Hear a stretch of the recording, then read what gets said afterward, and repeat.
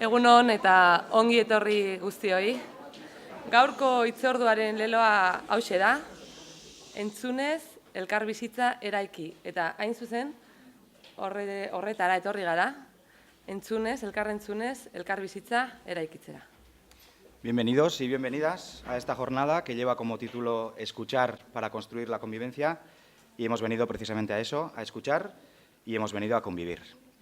El Foro Social Permanente es una red de entidades y personas interesadas en impulsar el proceso de paz en Euskal Herria y pretende trabajar de manera inclusiva y horizontal para fortalecer la participación ciudadana en el fomento de la paz, los derechos humanos y la convivencia a partir de un espacio abierto de encuentro, información, diálogo, análisis y debate, organizando actividades colectivas que aporten y enriquezcan en ese objetivo. Desde el pasado mes de octubre, un grupo de arabarras, representantes de entidades, algunas y la mayoría a título individual, nos hemos venido reuniendo en Gasteiz. El encuentro de hoy es nuestra primera actividad y no es casualidad que la misma sea sobre el eje de la convivencia y la memoria. Queremos aportar nuestro granito de arena a la construcción de la convivencia y la reconciliación en una ciudad y en un territorio en el que nos conocemos todas. Foro sozialaren jardueraren ardatzen artean honakoa dago, egia eta memoria iraunaraztea. Hain zuzen, iraganari zintzotasunez aurre egin eta etorkizuneko bizikidetzarako euskarri bidezkoak esartzeko. Testu inguru horretan, kokatzen da ikasturte politiko honetan foro sozialak izan duen konpromisoa, eta horrekin batera elkarbizitza eta memoriarekin lanketa hori, ezta? Horiek izango dira hain zuzen bere jardueraren elementu zentralak. Y así se manifestaba el Foro Social en la rueda de prensa de presentación de esta jornada, hitzorduak, que lleva por título Escuchar para construir la convivencia que ahora comenzamos. Todas las víctimas tienen derecho a la verdad, la justicia y la reparación. Es preciso que el tratamiento de este aspecto salga de las posiciones de trinchera, para así permitir alimentar el carril central de la necesaria reconciliación social. Para ello, inspirados por el primer acto que organizamos en noviembre de 2016 en el Parlamento de Navarra, hemos creído conveniente generar un marco de encuentro y diálogo entre víctimas de diferentes expresiones de violencia aquí, en Gasteiz, en Araba. Eta gaurko hitzorduari hasiera emateko, labur-labur gogoraraziko dugu zein den eguneko goiza honetako plana, egitaragua. Orain hasiko gara Alan McBriden hitzartzearekin. Alan McBride hiraren biktima da eta Wave Trauma Centereko partaide, eta hor galdera tartetxo bat ere zabalduko dugu. Ondoren, udalak eta foro sozialak ere mintzatuko era biak. Udalaren aldetik Nerea Melgoza, bizikidetzarako eta dibertsitaterako zinegotzia, eta foro sozialetik Aizpea Leizaola. Ondoren, etenalditxo bat egingo dugu kaferako, eta bai aipatu digutela 15 minutukoa izan behar duela eta nahiko estua izango dela, beraz hori kontuan hartuko dugu. 12:20 inguru Horretuko gara puntual, indarkeria mota desberdinetako 6 pertsonen hitzartzeak entzuten. 12:20 inguru horretan egitea dago aurreikusita Christian Herbolzheimerren hitzartzea, Conciliation Resourceseko kidea da bera, eta ordu bata aldera amaiera hori dago aurreikusita ikusiko dugu nola doan kontua. Eta oharren aldetik, os recordamos que disponéis de servicio de traducción, lo tenéis ahí fuera en la entrada, y servicio de traducción del euskera y del inglés, y podéis pedir los auriculares en la entrada. Si alguien no ha pedido o no ha podido pedir, pues ahora es el momento quizás. Eta gogora ekarri nahi dugu ere hitzordu honen izenburua dela entzutea elkarbizitza eraikitzeko, eta horretara etorri garenez, batez ere entzutera, Arabako indarkeria mota ezberdinen biktimen lekukotzak, zehazki, galde erantzunetarako tarte bakarra utziko dugu, Jonek aipatu duen moduan, hain zuzen Alan McBriden hitzartzearen ondoren. Pues recibamos sin más al primer ponente. Alan McBride es víctima del IRA y miembro del grupo Wave Trauma Center de Belfast, dedicado a la protección de las víctimas de la violencia política en Irlanda.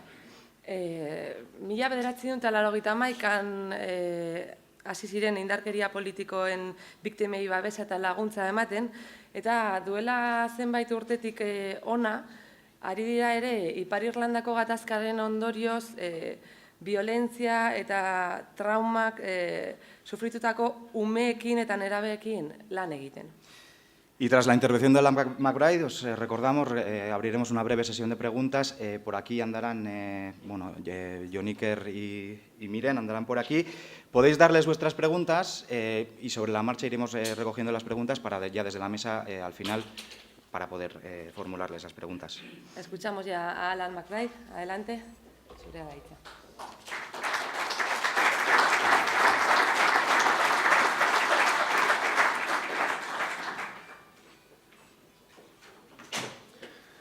Okay, well, first thing I want to say is just a big thank you to the Social Forum for support of the peace process, for the invitation to come along and to say a few words this morning.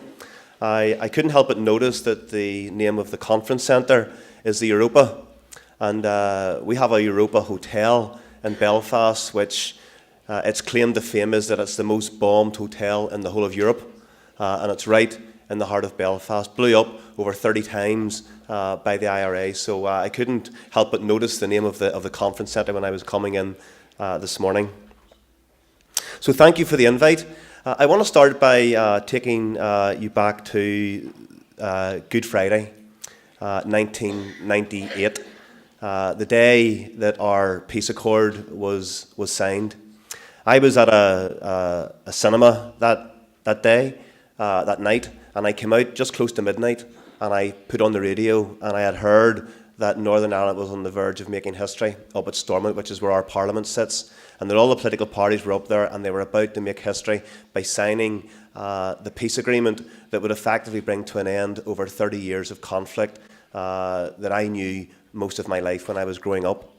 So me and my friend, we went up to Stormont to where it was all happening, and the scenes up there were absolutely unbelievable. The excitement and the joy was palpable that was in the air that night.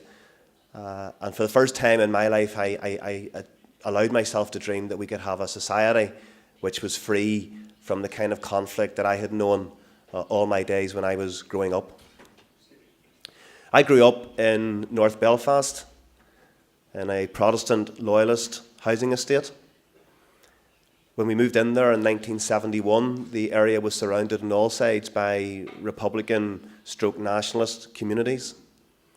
And my father and some of the men that lived there were very frightened that our estate, because of how it was situated, was very open to IRA attacks. So my father and some other men got together and they joined the UDA, the Ulster Defence Association, which is a paramilitary, Protestant loyalist organisation. And he joined that organisation to try and protect his community from drive-by shootings and bombings by the IRA. Growing up there as a young Protestant, it was very normal, at least what I thought was normal for young people growing up. I was getting involved in building bonfires and in marching on the 12th of July. I got involved a lot of the time rioting against Catholics. Catholics for me were people who lived quite close to where I was brought up, but I didn't know any. They, to me, were people that I threw stones at or called names to. They were people that I never knew.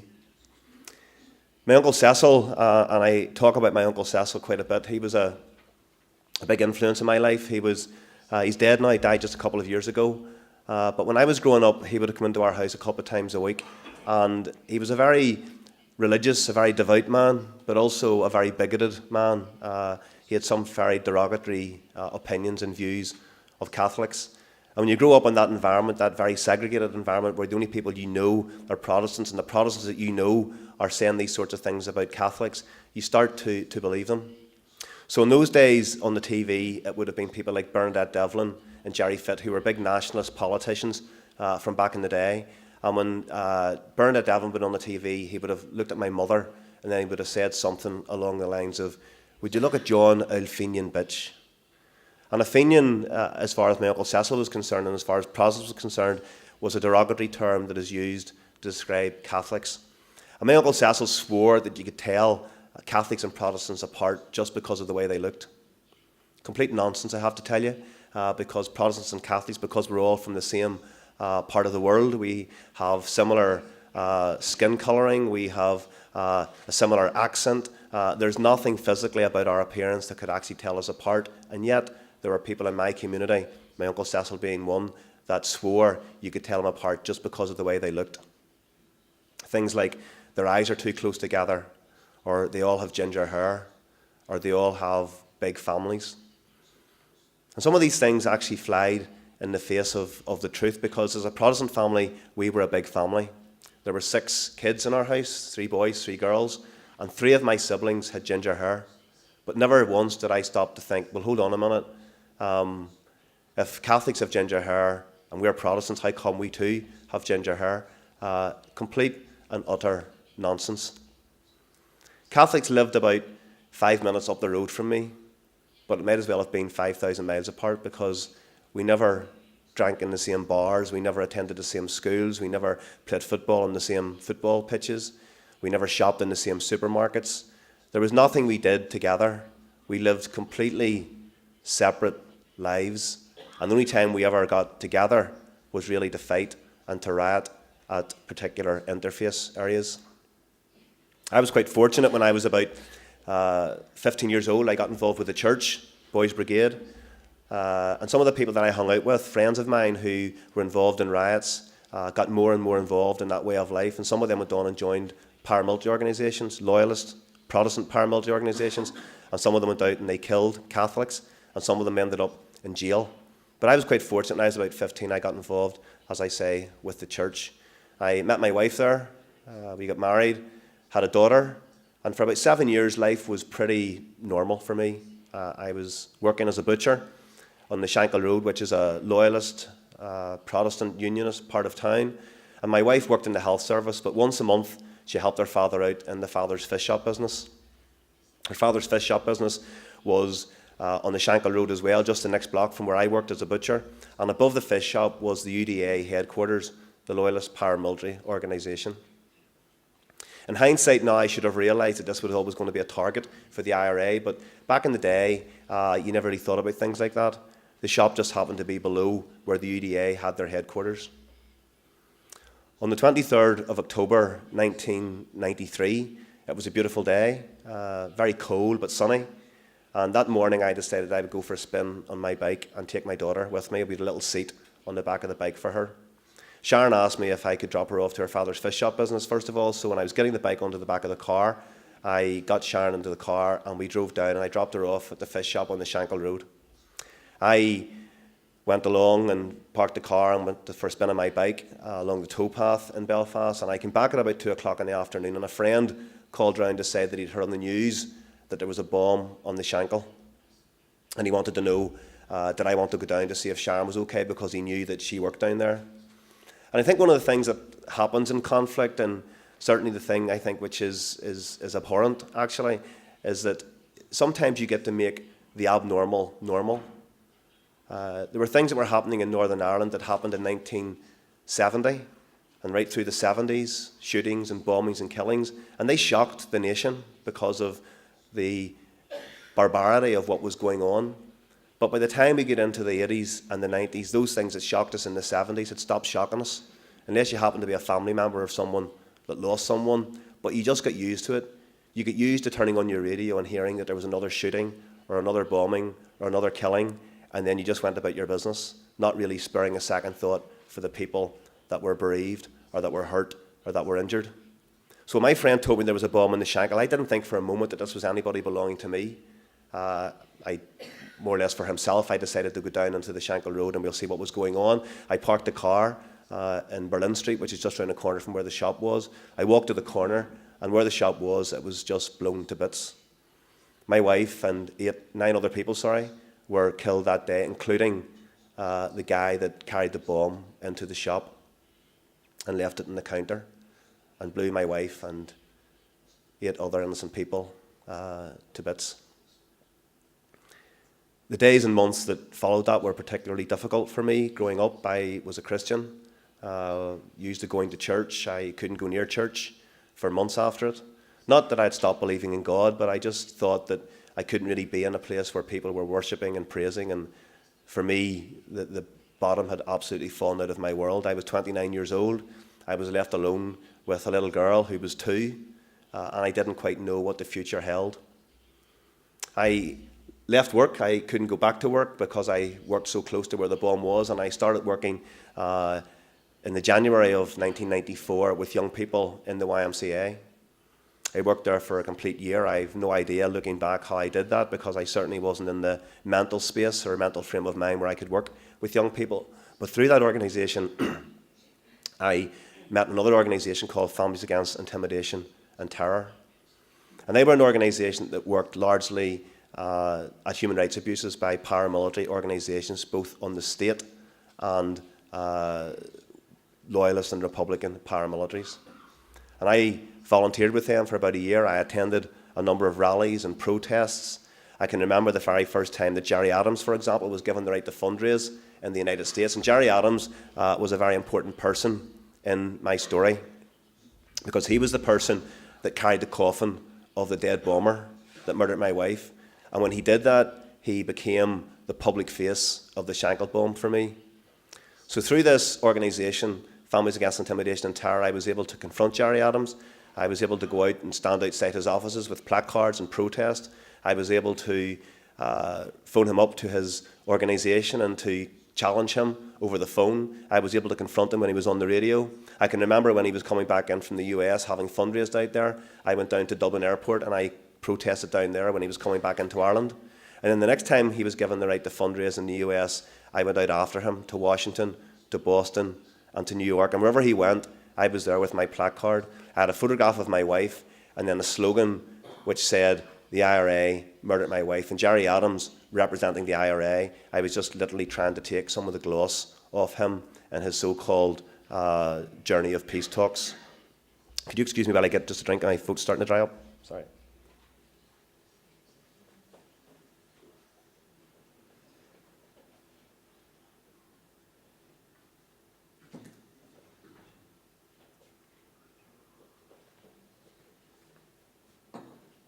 Thank you.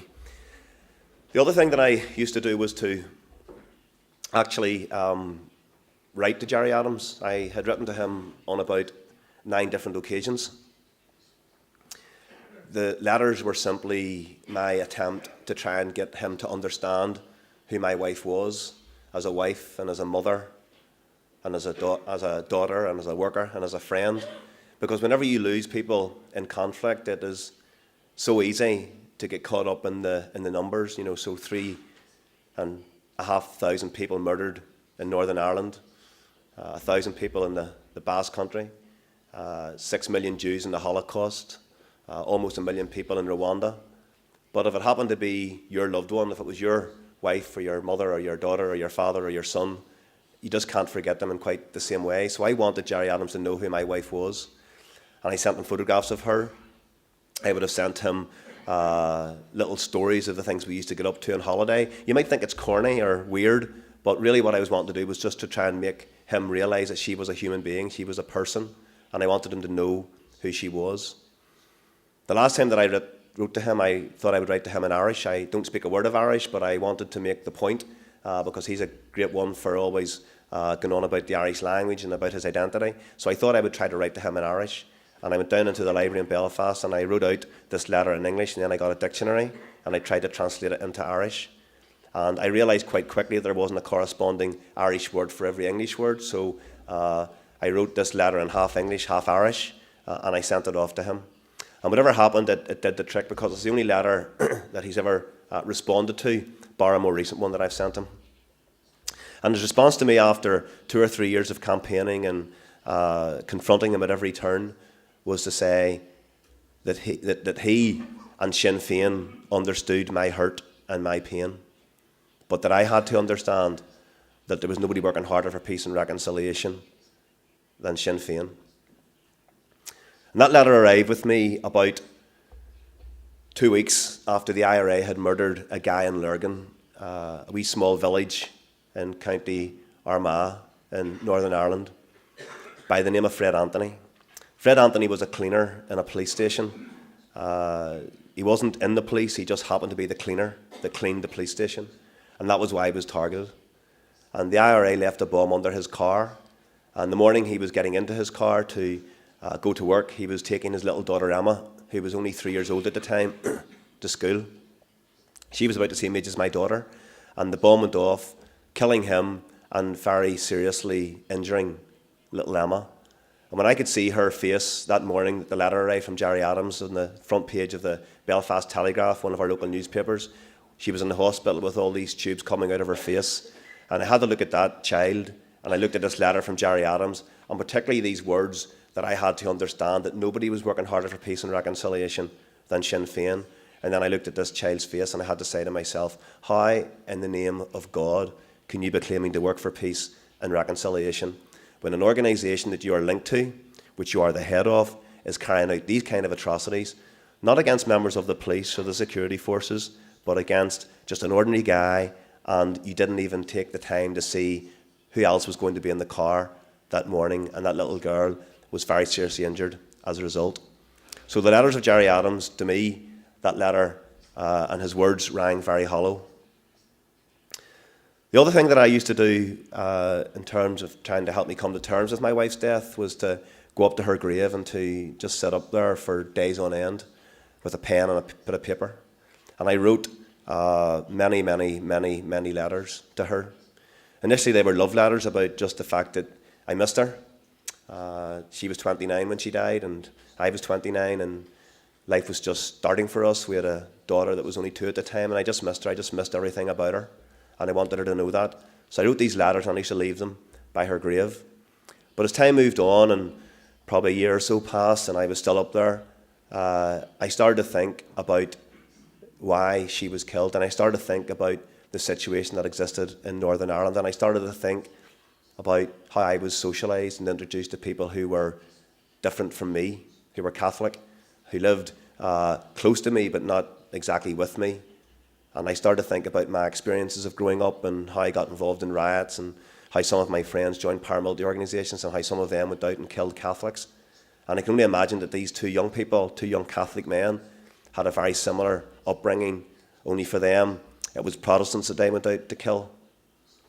And when I thought like this, I came to the conclusion that had they have been brought up elsewhere in the United Kingdom, that perhaps, just perhaps, they wouldn't have committed those atrocities. They wouldn't have been involved with the IRA, and they wouldn't have murdered my wife, and they wouldn't, one of them wouldn't have died, and the other one wouldn't have gone to prison.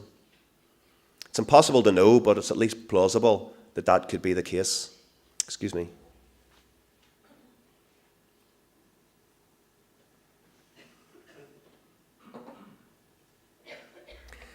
Whenever you think about people that murder people, there's a number of ways you can think of them. And there are some people in my country that choose to think of these people as monsters, as psychopaths, as just cold-blooded killers, that all you need to do is lock them up and throw away the key, and you really shouldn't let them loose again on society.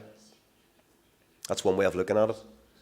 I have to say to you that in the work that I've been doing since, and the people that I've met in my journey, incredible journey, from all walks of life, ex-prisoners, loyalists, Republican, state forces, I've yet to come across anybody that I would describe as a psychopath. I've met many people that in another life I could have been friends with. We could have hung out together. We could have been best mates. And yet there is something really abnormal, or at least unusual, about going into a shop, leaving a bomb on the counter, looking my wife in the face, and then just cold-bloodedly killing her and all the people that happen to be in and around that shop. There's something abnormal about that.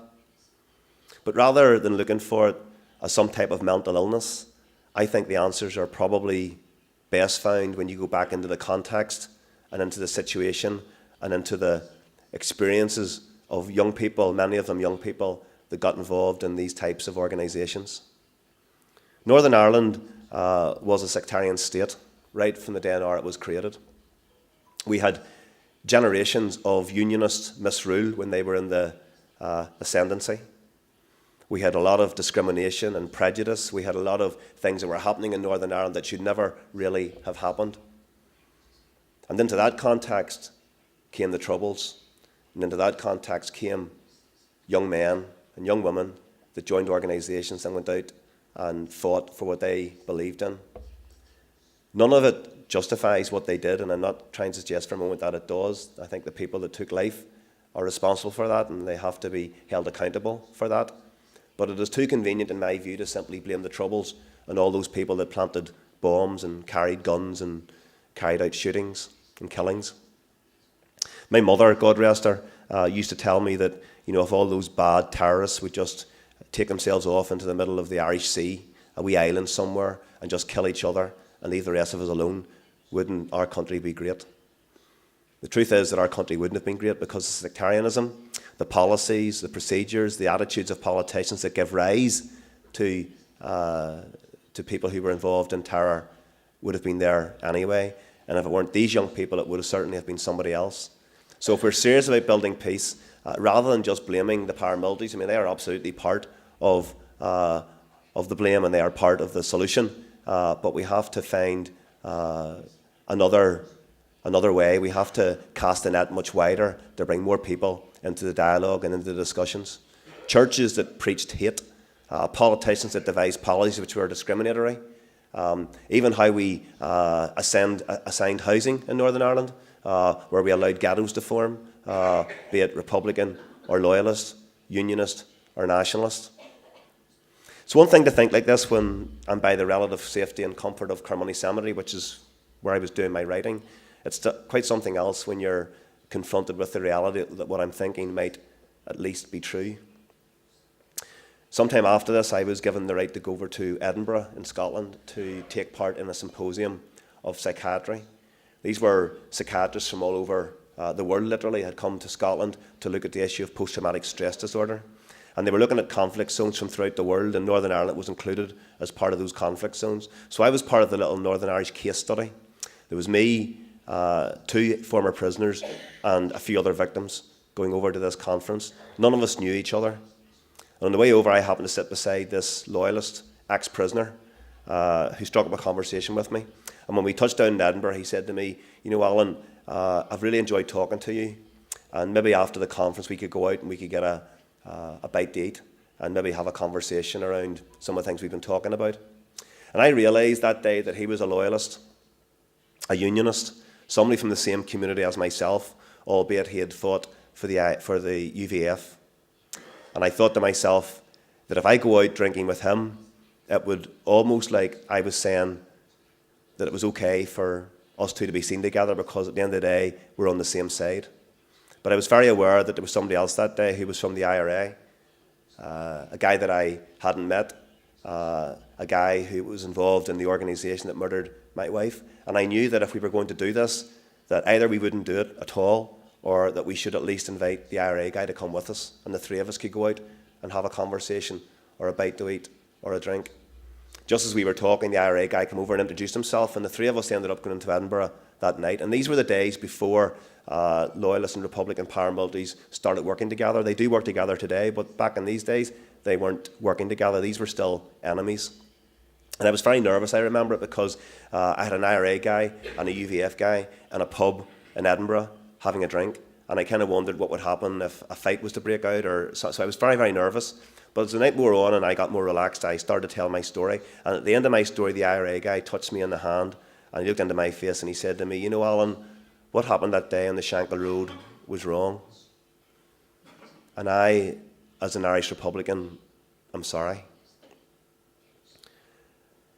And for me, because he didn't go on to say in the way that Gerry Adams had all those years previous, but you have to understand, he actually brought me into his story, where I was able to ask him about how he got involved in the IRA.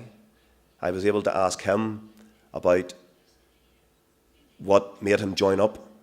And he told me that he had seen horrible things happen in his community, the New Lodge, which is one of those estates which is quite close to the Westland where I grew up. He had saw friends shot dead. He had saw family members interned without trial. He had seen the British Army come in numerous occasions and take over the house and, beat members of his family. And when he became of age, he decided that he would join the IRA and go out and seek revenge. The Loyalist guy had an equally compelling story. He saw his best friend's father shot dead when he was 15, and when he became of age, he joined the UVF and went out and killed a Catholic. Both of them had very compelling reasons for why they got involved in the things they got involved in. But I couldn't have heard those reasons. I couldn't have got involved with those discussions and those dialogues unless they first acknowledged and heard my story. And I think there's a lesson there when we look at this big question of dealing with the past. The experiences of victims have to be acknowledged. They must be acknowledged. They must be acknowledged on all sides. There cannot be just a one-side mentality to solving conflict. In Northern Ireland, there were victims on all sides, and it's important, equally important, that all of those victims' stories are remembered equally, side by side. And I think in Northern Ireland, that hasn't been easy, because there are people who only remember their own. I can remember driving up the Shankill Road, and there's a big mural. We're very big in murals in Northern Ireland, and the mural said, remember the Shankill, remember Le Mans, remember Enniskillen. These are the names of big atrocities where Protestants were killed by Catholics, where Loyalists and Unionists were killed by Republicans. But there's no mural that says, remember Grey Steel or remember Bloody Sunday. Those murals and those names on murals were missing in Protestant areas because all we were doing was remembering our own, remembering what happened to us, but we never remembered what we did to them. And so it's a very one-sided way of looking at the conflict. And to be quite honest with you, 20 years on from the Good Friday Agreement, that notion, that thought still exists in Northern Ireland. There are people who only ever remember their own. I can remember a good few years ago, I think it was in 2007, one of the very first attempts we had at dealing with the past. We had two churchmen, Robin Eames and Dennis Bradley, who took part in a consultation where they went round villages and cities in Northern Ireland asking people what they thought should be done in relation to the past. And then they launched a report at this hotel called the Europa in Belfast, the most bombed hotel in Europe. And they launched their report. And the report contained a payment, a controversial payment of £12,000, which was to be given to every bereaved family. And when that report was launched on the Monday, there was a protest down at the venue by victims' organisations who didn't think that everybody should get the £12,000 because, in their view, there were people that didn't deserve to get it because they were part of the nationalist community, they were part of the IRA, and they didn't deserve to get this £12,000. And for anybody else to get it, it would be seen as blood money. And there was a huge fight and a huge riot down in the place where victims were together. Victims from all sides came together, and they couldn't agree amongst themselves in relation to this very controversial payment. So the victims community in Northern Ireland is very fragmented. It is not together. I work for the Way of Trauma Centre. We are the only organisation that actually works right across the board. I've actually left some literature down at the back of the room in relation to some of the programmes that we run. One of those is called Witness, where we bring people together, victims from all sides, to give voice to their experience, because we absolutely fundamentally believe that if we're going to find a way out of the madness that was the conflict in Northern Ireland, that the victim's voice is important, but that it can't be seen as just a one-sided voice. We need to make sure that all victims from all sides, that all their voices are heard. I want to finish, and I'll take some questions, by saying that Northern Ireland, from the Good Friday Agreement, 20 years this year, from 1998 to 2018, 20 years from the Good Friday Agreement was signed. And the story in Northern Ireland has been somewhat mixed, as you probably would expect. At this moment in time, 20 years on from the Good Friday Agreement, we do not have a functioning government in Northern Ireland. Our government, our locally elected assembly, collapsed over a year ago in relation to some scandals that were going on. And the peace talks have been going on ever since, and they still, a year later, have not been able to resurrect the Assembly. There's a big standoff between the two biggest parties, one on the Republican, nationalist, Catholic side, and one on the Unionist, Loyalist, Protestant side, and it's in relation to an Irish Language Act. Sinn Féin and the Nationalists want their language protected within law. They would argue that this was part of the Good Friday Agreement, that it was part of subsequent agreements, and yet it has never been enacted, and that they're not going back into a power-sharing executive until they have an Irish Language Act. Unionists do not want to give them that Irish Language Act. They have no interest in that. They want to keep Northern Ireland as British as London and as British as other parts of the United Kingdom, and they've absolutely no interest in giving them this Irish Language Act. So there's a standoff, and that standoff has been going on for over a year now. A number of years ago, whenever the Good Friday Agreement was working and things were happening, and we had Ian Paisley and Martin McGuinness, two former enemies, sharing power together, and it was a wonderful time. I remember being in Washington and watching a documentary that was made by the Northern Ireland Bureau, who is pretty much Northern Ireland in the United States. They look after all of our folk that go there on visits, and they were trying to encourage inward investment into Northern Ireland because they believe that, you know, when a country is coming out of conflict and getting back onto its feet again, the economy needs to be one of the things that you look at, because people need to make sure they have jobs and they have a standard of living which makes living that little bit better. So they were trying to encourage wealthy American inward investment into Northern Ireland, and they put together a little DVD to show these Americans of how wonderful Northern Ireland was. And they showed this DVD. It was a beautifully made DVD. It was like one of those holiday programs. The sun was shining. You had horses galloping across McGilligan Strand and some of our most beautiful beaches. You had young people drinking pints of Guinness outside the Crown Bar. Our golfers were on there, Rory McIlroy and Graham McDowell and Darren Clark, who'd all won majors. The MTV Awards had come to Belfast City Centre that year, and with the Titanic Centre was just about to be built.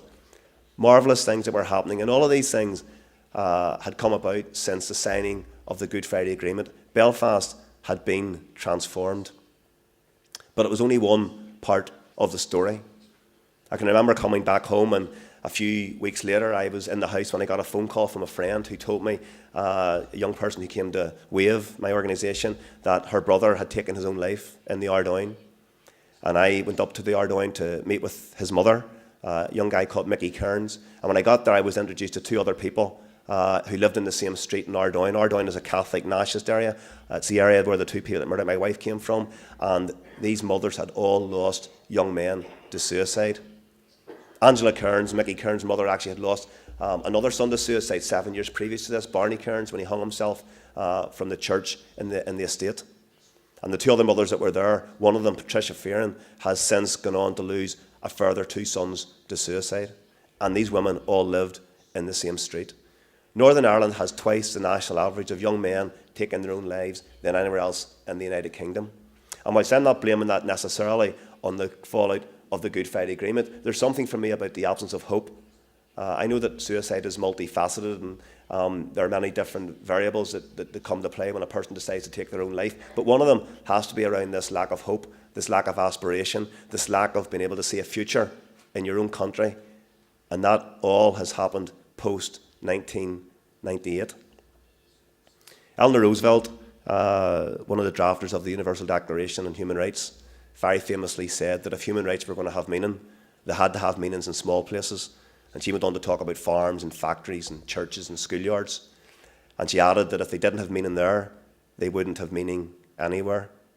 In Northern Ireland, the peace process and the Good Friday Agreement and the human rights that were to go along with that have to have meaning, not just in the leafy suburbs of Belfast, not just when Belfast men and women are trying to sell Northern Ireland to wealthy Americans, but they have to have meaning in the areas, the likes of the Westland, the Shankill Road, the Falls Road, Ardoyne, and some of those impoverished, disadvantaged, working class communities, which at the end of the day bore the brunt of the violence during the bad years of conflict. But in my opinion, they haven't really benefited from the peace. And I think that if we're serious about peace and we're going to make peace a reality, and not just something that we can aspire to, we absolutely have to make sure that it's equally felt across society. And those areas that have borne the brunt of the conflict, I think, should be prioritised. Thank you.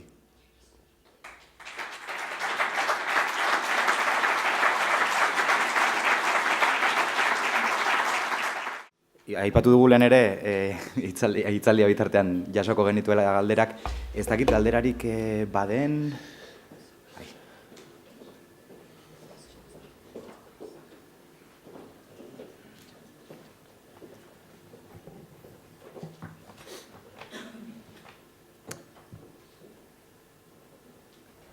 Esta pregunta dice, el asesino de tu mujer, ¿cuánto tiempo estuvo en la cárcel? ¿Te parece suficiente? Okay, so the guy that murdered my wife, well, two of them, Thomas Begley and Sean Kelly. Thomas Begley was killed himself at the scene, and Sean Kelly was arrested. He was injured, but he was arrested, and he served 7 years in prison for killing 9 people. The reason that he only served 7 years, of course, was because it was part of our negotiated settlement in 1998 that prisoners would be released early from prison. So he served a further 2 years after 1998, which meant he served 7 years in total. At the time when that agreement was being put together, and I knew it was going to include this bit about early release for prisoners, one part of me said that this was unjust, because this guy had murdered in cold blood 9 people, including women and children, my wife amongst them. And to serve 7 years for that, to me, seemed an absolute affront to justice. But a greater injustice for me was to lock our society into another 25 or 30 years of armed conflict, where my daughter was going to grow up in a similar society that I grew up in, where she didn't know Catholics, where she couldn't go into Belfast city centre because it might have been bombed, where you couldn't go into a bar or a nightclub at night time because you were frightened that somebody would come in there and would blow the place to bits. And so when I thought about it and I looked at it in terms of a continuum of injustices, at one level, it was absolutely unjust that this person would get out having served a relatively short period of time in prison. But it was a greater injustice to lock our society into more years of violence and conflict. So I did what I had to do, and I voted yes in the Good Friday Agreement, and I accepted the fact that this young person was going to be released early from prison. But I only did it on the understanding that the society that we were creating was going to be better, was going to be more equal, was going to be the kind of society that I want to be part of, that I would like my daughter to be part of. And so 20 years on from that Good Friday Agreement, the fact that we don't have a functioning government or assembly today means that I think that our politicians have let me down. They have let victims down. I think victims were asked to put up with a lot. And all we were asking for in return was that, look, try to make this place better. And that, to date, hasn't happened. ¿Crees que es posible la convivencia en un esquema de vencedores y vencidos? In short, I don't know what I do. And to be quite honest with you, I don't really know that Northern Irish people have learned to coexist yet. I come from North Belfast, and in North Belfast, Catholics and Protestants do live side by side in separate communities. But quite often, at particular times in the year, there are fights and there are riots in those communities. And if ever there's an issue that arises, for example, over housing, there's always a dispute and there's always a standoff. So if nothing's happening and you're not bothering with anyone, well then yes, you can live side by side without having to really engage with anyone else. But once there's an issue over resources or over something that both sides want a part in, rather than getting together and to agree some kind of a compromise position which would benefit both communities, you quite often find that there's a fight in the City Hall over between unionist and nationalist politicians. And quite often these things are actually come out when identity's mentioned. So there's a culture in Northern Ireland around marching, particularly within the unionist community. And when these marches go through areas which are now nationalist, the nationalists would protest and would not want them to come through their area because they do not want to be, they don't want to listen to all of their marching bands and their tunes of triumphalism. So whenever it comes to culture and identity, people haven't really learned to coexist. There are some communities that that's not the case for, and there are some good examples of that. I'll give you an example. Whenever my wife died, one of the things that I wanted to do was to move into a mixed area. Mixed areas in Northern Ireland are very few and far between. They're usually in middle class areas, but I wanted Zoe to know people who were not just Protestant but also Catholic. And so we moved into an area quite close to where I was brought up, but it was a mixed area. And I can remember one 11th night, and the 11th of July within Protestant Unionist culture is a very key date. It's the night in the year when many of us would build bonfires, and we would light those bonfires at midnight, and then on the 12th of July we would go out and we would march to what we call the field in commemoration of a battle that happened in 1690, where the Protestant King William defeated the Catholic King James at the Battle of the Boyne.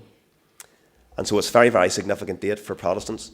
And I always did this. I always went round as a Protestant on the 11th of July to see the bonfires. The bonfires also have become quite sectarian over the years. Quite often we burn Irish tricolours and effigies of nationalist politicians on these bonfires. I wish that wasn't the case, but that's what happens at these bonfires. So they're quite, certainly wouldn't be things that really Catholics would ever go to. So this particular 11th of July, my friend who lived in the street, who was Catholic, that I'd got to know, came over and said to me, he wanted to know would I come to his house on the 11th of July for a barbecue. And he says, look, I understand you go around the fires and the bonfires and all, but listen, we'd love to see you, even if you came for the early part of the evening.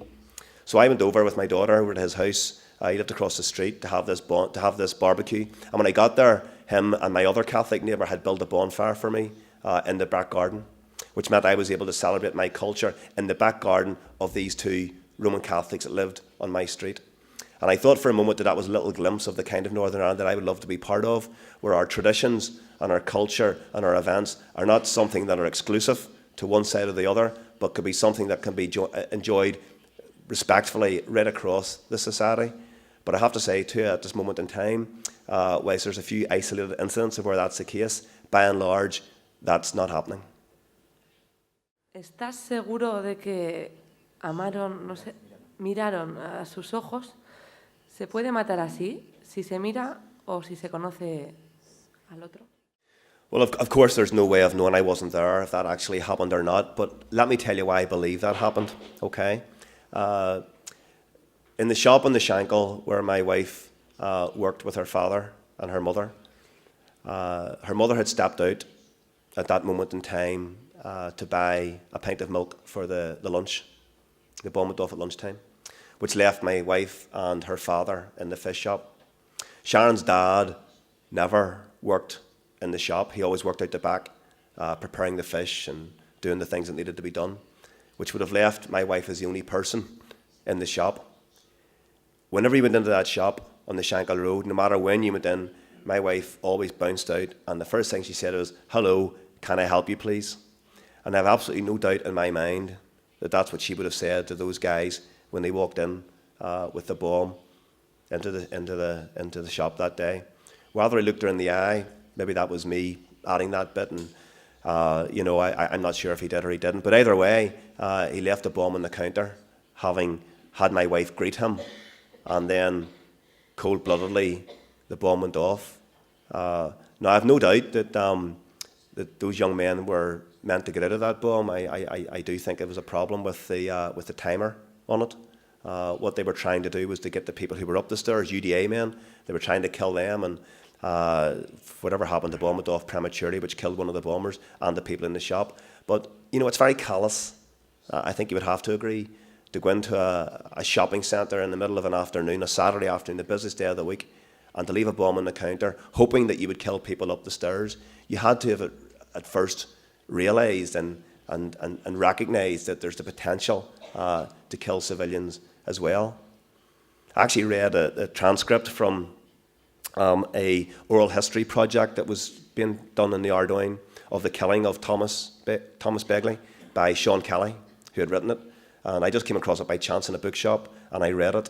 And apparently the morning that Thomas Begley and Sean Kelly were driving to the Shankill Road to murder my wife and those others, they had a conversation in the car about killing civilians.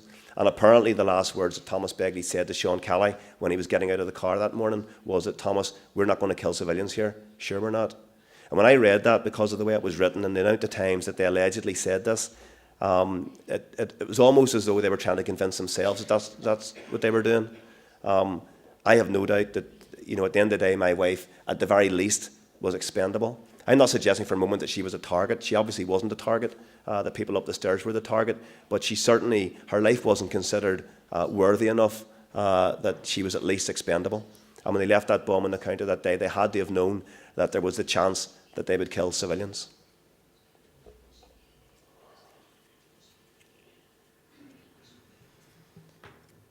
Bueno, amaitutzat emango dugu galderen tartea eta kaferako tartea egin baino lehen hitza emango diegu udalari eta foro sozialari.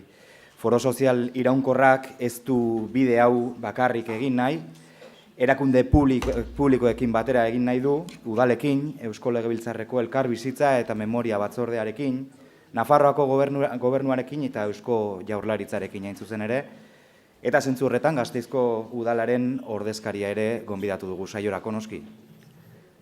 En representación del Ayuntamiento de nuestra ciudad, damos pues la palabra a Nerea Melgosa, concejala para la convivencia y la diversidad.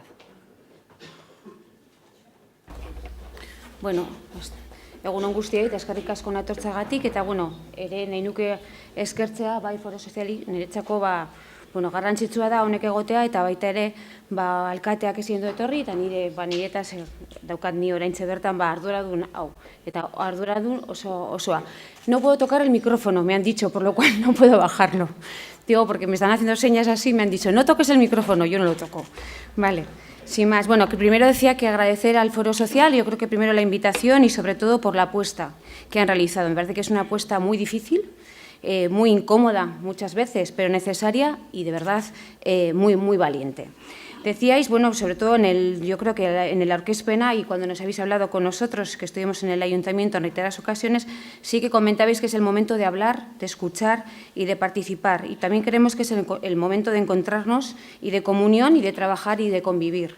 Yo creo que hay que hacerlo sosegadamente, respetando y sobre todo aprendiendo de unos y de otros, y yo creo que sobre todo de nuestro saber y de nuestro quehacer. Yo creo que desde el principio que entramos este año en esta legislatura al equipo de gobierno, yo creo que el alcalde habló del tema de la convivencia y la diversidad. Y es más, nosotros desde el primer momento pusimos un servicio, que es el servicio de convivencia y diversidad. Yo creo que muchos de vosotros y de vosotras compartís en el día a día y en el quehacer diario. Donde en este momento, pues ha sido un gran, yo creo que avance tener un plan de convivencia y diversidad desde este Ayuntamiento de Vitoria-Gasteiz. En nuestro plan de convivencia y diversidad del Ayuntamiento tenemos 3 patas, por así decirlo, que es paz y derechos humanos, otra pata que es el tema de la interculturalidad y la última, el de la diversidad funcional. Y la verdad que no ha sido fácil llegar a todo este entente. Primero, porque queríamos unir a todas estas diferentes diversidades, estas diferentes convivencias desde el punto de vista de los derechos humanos, que tendría que ser algo fácil, porque yo creo que desde el suelo ético de los derechos humanos tenemos que avanzar desde toda la clase política, pero no ha sido fácil y la elaboración de ese documento, un documento vivo, pues en este momento está en marcha, que creo que llegaremos a seguir avanzando en él. Y quería leeros un poco lo que es el principio del documento del Plan de Convivencia y Diversidad del Ayuntamiento de Vitoria. No quiero leer todo el documento ni cómo ha sido así, pero sí el capítulo que en este momento creo que más nos puede importar, que es el de paz y derechos humanos. Nosotros abrimos el Plan de Convivencia y Diversidad de este apartado con una cita de Lao Tse, que es: el triunfo de la violencia termina en un festival de luto. Y creo que este es uno de los grandes, yo creo que, principios para poder hacerlo. Y cuando hemos hecho este plan de convivencia, cuando hemos trabajado en este plan de convivencia, hemos tenido las diferentes preocupaciones del Elkargune. Nosotros el plan de convivencia lo hemos trabajado en diferentes Elkargunes. El Elkargune son movimientos de participación que se pusieron en marcha esta legislatura, en el cual los diferentes colectivos nos hemos sentado en diferentes mesas, en las cuales incluso hemos querido que estas mesas sean diversas, personas que en principio podían ser especialistas en unos determinados tipos de trabajos, les hemos mezclado con otras personas que también tenían que aportar en nuestros trabajos. No solamente eran los diferentes que pensaban diferentes, sino con diferentes tipos de personas de diferentes problemáticas que estén en la ciudad. Porque creíamos que todos nos teníamos que ver reflejarnos, como decíamos hasta ahora, también en los ojos de otros y verlo desde ese punto de vista. Y para nosotros, en ese Elkargune, en el Elkargune del Plan de Convivencia y Diversidad, lo primero que se nos dijo era el respeto a la vida. Creemos que el respeto a la vida es el principal consenso y la cultura de la paz es el primer principio que inspira este trabajo conjunto. Todas las personas participantes, sin excepción, están de acuerdo con lo que no hay ningún argumento que justifique métodos violentos para lograr ningún objetivo, por legítimo que sea. Por lo cual, el primer principio que hemos tenido en este plan de convivencia es deslegitimar la violencia. Es la primera vez que se contempla dentro del organigrama del Ayuntamiento de Vitoria, como os decía, un área de derechos humanos y creemos que se ha aplaudido esa iniciativa. No obstante, se ve la necesidad de ampliar la perspectiva referida a los derechos humanos para estar en consonancia con la prioridad que actualmente se comienza a imponer en muchos de los estados de Europa Occidental y que es el Plan Integral de Derechos Humanos. La verdad que nosotros, cuando nos propusimos hacer este plan de convivencia, queríamos incluirlo todo en el articulado de los derechos humanos, que era, en principio, creíamos que la máxima de cualquier, yo creo que, principio de actuación de cualquier ámbito local. Y yo tengo ahí, le veo a Juan Ibarrondo de soslayo y decíamos, ¿cómo hacemos esto desde el punto de vista de los derechos humanos? Y era imposible, era algo todavía que se nos escapaba mucho a la autoridad competente municipal. Por lo cual decíamos, bueno, vamos a darle una vuelta y lo vamos a hacer desde otro punto de vista. Y por eso creíamos que desde el Cargune de Paz y de Convivencia teníamos que bajar un poco más al suelo, no tener tantas pretensiones porque no podíamos abarcarlo y lo que hemos dicho, porque si no seguiríamos haciendo el plan todos los días y no terminaríamos nunca con un documento, y lo que queríamos era un documento y lo hicimos de otra forma con la ayuda, yo creo que tanto de Argitus como de otros componentes de los Elkargunes. Entonces, lo que queríamos hacer era, primero, transmitir los valores de la cultura de la paz, de la diversidad y del respeto a través de la educación de derechos humanos, como expresa el artículo 26.2 de la Declaración de los Derechos Humanos, y al hablar de educación en el Elkargune no está pensado únicamente en el ámbito escolar, yo creo que hemos hablado aquí antes, sino también en el municipio y la ciudadanía en general. Para nosotros es muy importante trabajar en el tema de la educación. También hablábamos en la Mesa de Paz y Derechos Humanos del Elkargune que ha llegado el momento de emprender medidas de reparación del tejido social, de reparación de verdad y de justicia. Es preciso avanzar hacia la memoria, hacia la verdad y hacia la justicia y hacia la solidaridad y el reconocimiento y la reparación que se debe a las víctimas, a todas las víctimas. Otra de las preocupaciones expresadas por las personas participantes en este proceso ha sido la conculcación de los derechos humanos en el ámbito penitenciario y en el caso omiso que hacen las instituciones ante esta realidad. Y entre la población reclusa hay una gran variedad de realidades, más allá de las generadas por violencia política, los estereotipos y estigmas relacionados con las estancias de prisión, así como el total desconocimiento de la realidad carcelaria y de la población reclusa. También tenemos que abordar estos temas. La mesa establece en el consenso un doble objetivo para este plan, que los y las ciudadanas de Vitoria-Gasteiz sean capaces de tener un papel activo sobre los derechos humanos de la paz, la memoria y la convivencia y que los y las ciudadanas de Vitoria-Gasteiz tengan asegurados plenamente sus derechos. Estos yo creo que son más o menos los dos principios que en este momento estamos trabajando en el plan. En un plan que decía anteriormente es de ámbito municipal, que también creo que queda claro, que tiene que ser, yo creo que también aquí tenemos totalmente apoyo y trabajo y colaboración y coordinación con Gogora. Yo creo que Gogora está trabajando muy bien en este tema silenciosamente, como a nosotros nos gusta también trabajar en convivencia y diversidad en este plan y en este Ayuntamiento de Vitoria, porque también hay que decir que bueno, cuando nació el Servicio de Convivencia y Diversidad, nacieron también por unos determinados componentes que existían en la ciudad, que a día de hoy tampoco, bueno, pues empiezan otra vez a aflorar en Vitoria-Gasteiz. No sé, no quiero pensar mal, no quiero decir que pueda haber que dentro de un año tengamos unas elecciones, pero bueno, poco a poco yo creo que entre todos y todas tenemos que bajar estos fuegos que empiezan a, yo creo que a focalizarse en determinados tipos de población de Vitoria-Gasteiz que sabemos muy bien dónde están, y creo que entre todos y todas también os pido ayuda a vosotros, bueno, que tengamos todos unos discursos donde los derechos humanos sea el día a día, donde los derechos humanos sea yo creo que el hacer y el qué hacer, porque yo creo que para eso a los políticos y políticas nos pagan, para solucionar esos problemas y ser todos agentes antirrumor. Por lo cual os invito a todos y a todas a ser agentes antirrumores de Vitoria-Gasteiz, porque me toca a mí deciros eso, y que tengamos claro cuáles son el primer principio de la Declaración de los Derechos Humanos que este año estamos trabajando y celebrando, bueno, pues que entre todos y todas seamos capaces de aplacar estos ánimos que van en contra de la solidaridad y de la convivencia de esta ciudad. Eskerrik asko, no quiero decir nada más porque creo que lo interesante va a venir después. Eskerrik asko, bai. Besterik gabe, aurrera Aizpea Leizaola, Foro Sozialeko kidea.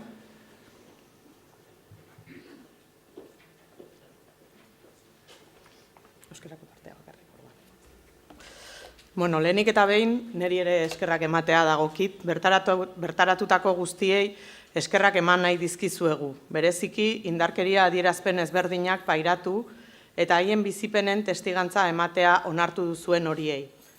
Era berean, Nerea Melgosa andereari eskerrak eman beharrean gaude, agenda arazoak tarteko berak azaldu duen moduan, Gorka Hurtaran alkate jaunaren ordez gurekin dagoenari.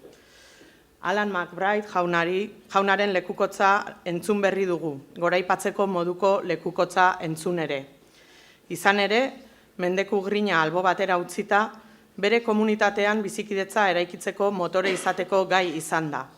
Eredugarria da gu guztiontzat. Gaurko saio honetan, Foro Sozial Iraunkorrak laugarren aldiz jarri du abian marko bat indarkeria adierazpen ezberdinetako biktima guztiak aitortzeko. Gaur gure artean ditugun pertsona batzuek indarkeriagatik senitarteko bat galdu dute. Beste batzuk urteetan etaren mehatxupean bizi izan dira. Beste batzuek tratu txarrak eta tortura pairatu zituzten. Eta badira ere, asteburuero Frantziako edo Espainiako kartzeletan haien senideak bisitatzen jarraitzen dutenak.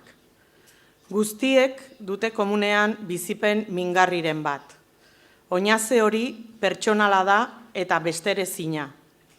Oinaze hori handia da kaso guztietan. Horrexegatik nahi dugu pertsona horien ausardia eta eskuzabaltasuna aitortu, bizipen haiek gogora ekartzeko atzera begiratzeko kemena izan bai dute. Baina beste pertsona batzuei ere eskerrak eman nahi dizkiegu, azken asteetan haiekin hitz egin ondoren, oraingoz pausoa ez ematea erabaki duten horiei. Gure eskerrik beroena, bihoakiei guztiei, bihotz-bihotzez, aurrez izandako harremanetan egin diguzuen harreragatik. Foro Sozial Iraunkorraren ustez, gure gizarteak eskatzen duen beharrezko adiskidetze sozialaren bidean, erabat beharrezkoak dira erreparazio adierazpen guztiak. Eta guztiak diogu. Izan instituzionalak, izan herri mailakoak, izan korporatiboak, izan sozialak. Gure iritziz, baldintza bat izan behar dute ezaugarri. Biktimei entzutea haien aniztasunean eta errespetua izatea iritzi guztiei eta bakoitzak bere minarekin bizitzeko duen moduari. Ezin dugu horri aldea pasatu, ez dugu nahi. Horrenbesteko oinazea aitortu eta erreparatu nahi dugu. Memoria nahitaezkoa da berriro ez gertatzeko berme gisa. Horretarako, beharrezkoa da gai honen trataera lubaki posizioetatik ateratzea, eta herri honetako biktimei gehiago entzutea haien aniztasun eta pluralitate osoan. Biktima guztiek dute egiarako, justiziarako eta erreparaziorako eskubidea. Jakin badakigu, eskubide honen inguruan ahalik eta akordio politiko eta sozial zabalena lortu behar dela, biktimak bere baitan hartuko dituena. Mila esker.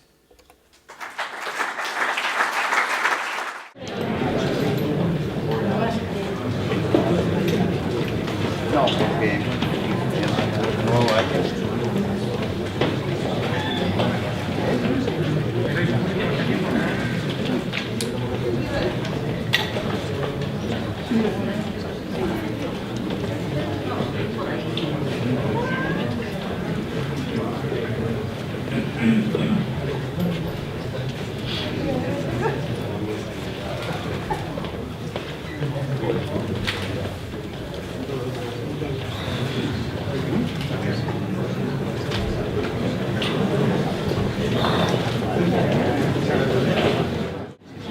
Kaixo, berriz denoi.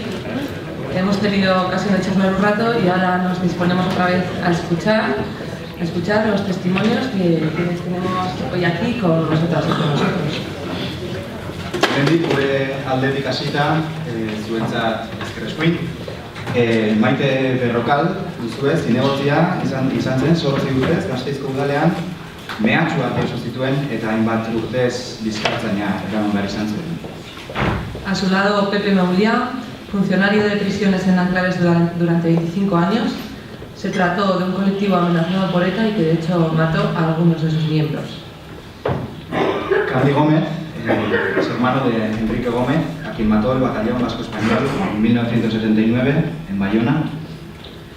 Ondoan Enkarni Blanco, 82an atxilotu zuten eta Guardia Zibilak torturatu zuen. Nazio Batuetako erakundearen torturaren aurkako batzordean salaketa jarri zuen, eta batzordeak ebatzi zuen Espainiako Estatuak hitzarmenaren 2 artikulu urratu zituela. Blanca Roncal, Eusko Legebiltzarreko PSeko legebiltzarrekide ohia, eta Arrasate eta Oñateko zinegotzi ohia, jazarpena sufritu zuen eta eskoltarekin bizi behar izan zuen. Eta bukatzeko, Rafa Isasi, su hermano, Foncho, murió en 1990 cuando volvía a casa tras visitar a una amiga encarcelada en Ourense. También fue torturada en el 89 a manos de la Guardia Civil. Vamos a escuchar sus testimonios uno por uno y cedemos la palabra a Pepe Muliá, por ejemplo.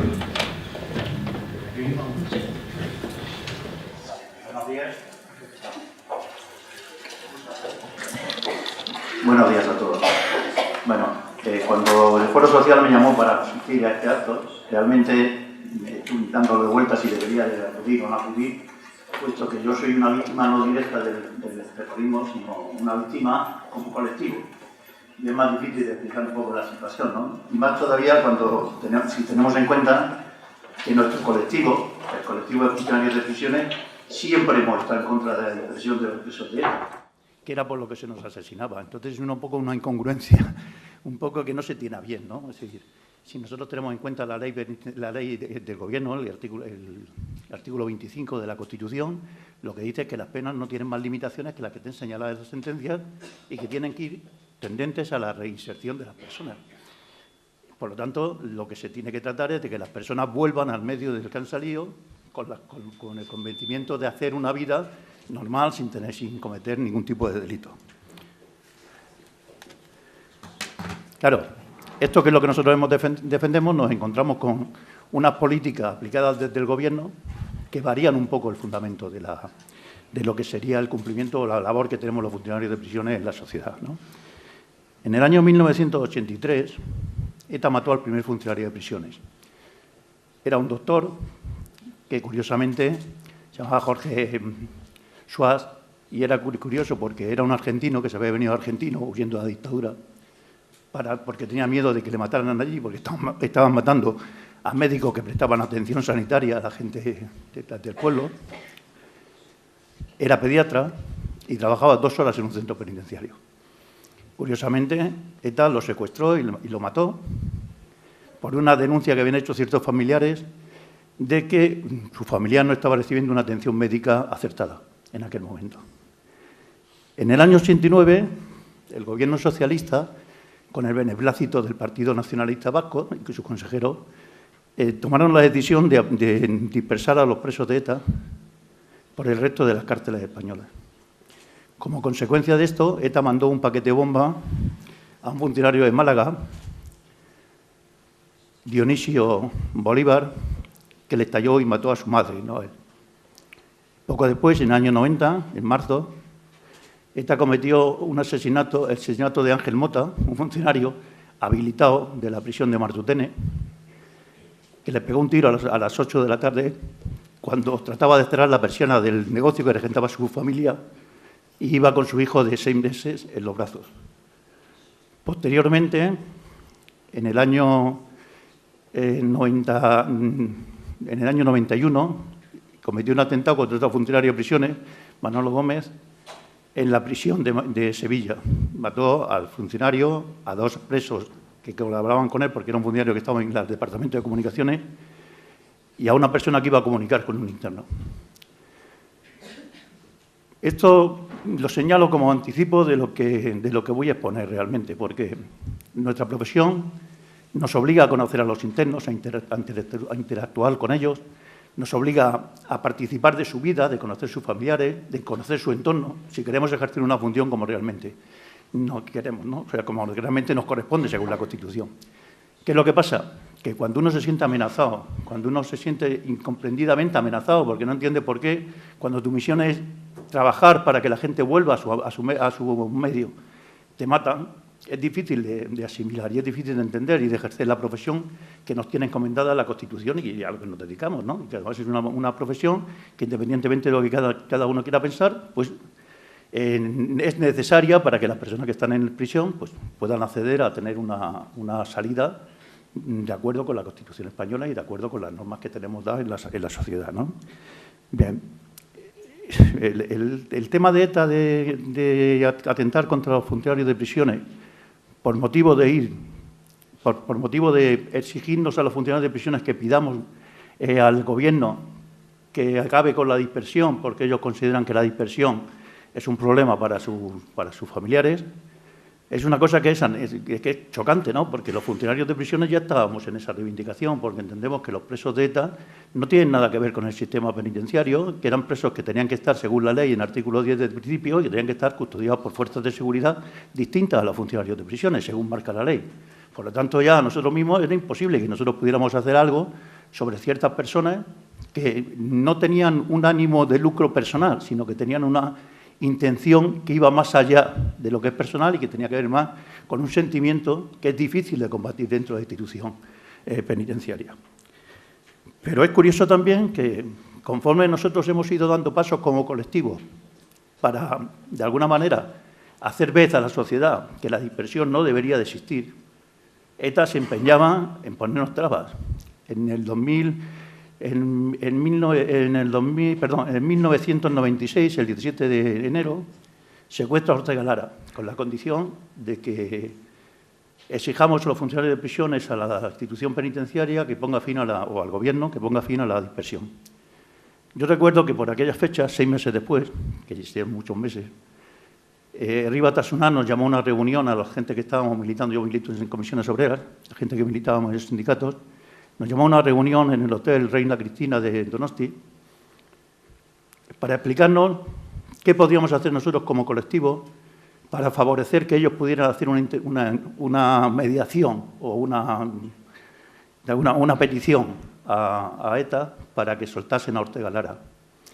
Bueno, en aquella reunión, que duró casi 2 horas, quitando los recuerdos que pueda tener de las personas que estuvimos allí, la única conclusión que sacamos, la gente que íbamos por parte de prisiones, era que era imposible hacernos entender, que era imposible que nos escucharan, porque ellos insistían y insistían en que nosotros teníamos que pedir, y nosotros insistíamos y insistíamos que primero ya pedíamos, y segundo, que para la administración nosotros éramos peones. Lo único que iban a generar matando o creando sufrimiento era facilitar oferta de empleo público y crear puestos de trabajo nuevos. No contábamos para nada más. No íbamos a variar una decisión que tenían tomada desde la perspectiva del Gobierno y que además nosotros considerábamos, por lo menos mi sindicato, que no tenía que existir.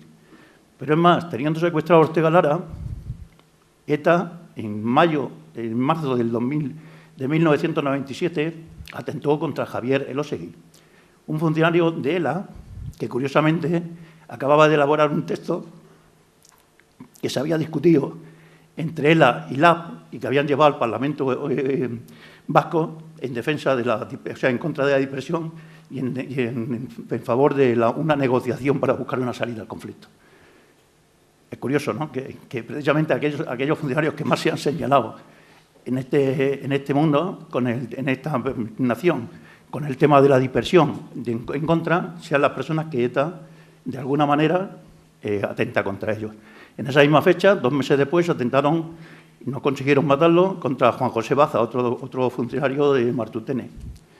Y posteriormente, anteriormente había matado también a otro psicólogo en Martutene, y posteriormente la policía soltó a Ortega Lara, o consiguió liberar a Ortega Lara de un secuestro en unas condiciones pésimas, en un zulo que tenía 3 metros por 2,5 metros por 1,80 de altura, donde estuvo 532 días en unas condiciones inhumanas. Cuando salió de allí no podía dar ni siquiera 2 o 3 pasos seguidos, porque en el espacio donde estaba reducido durante todo ese tiempo prácticamente no podía hacer ni nada más que flexiones o ejercicios pequeños.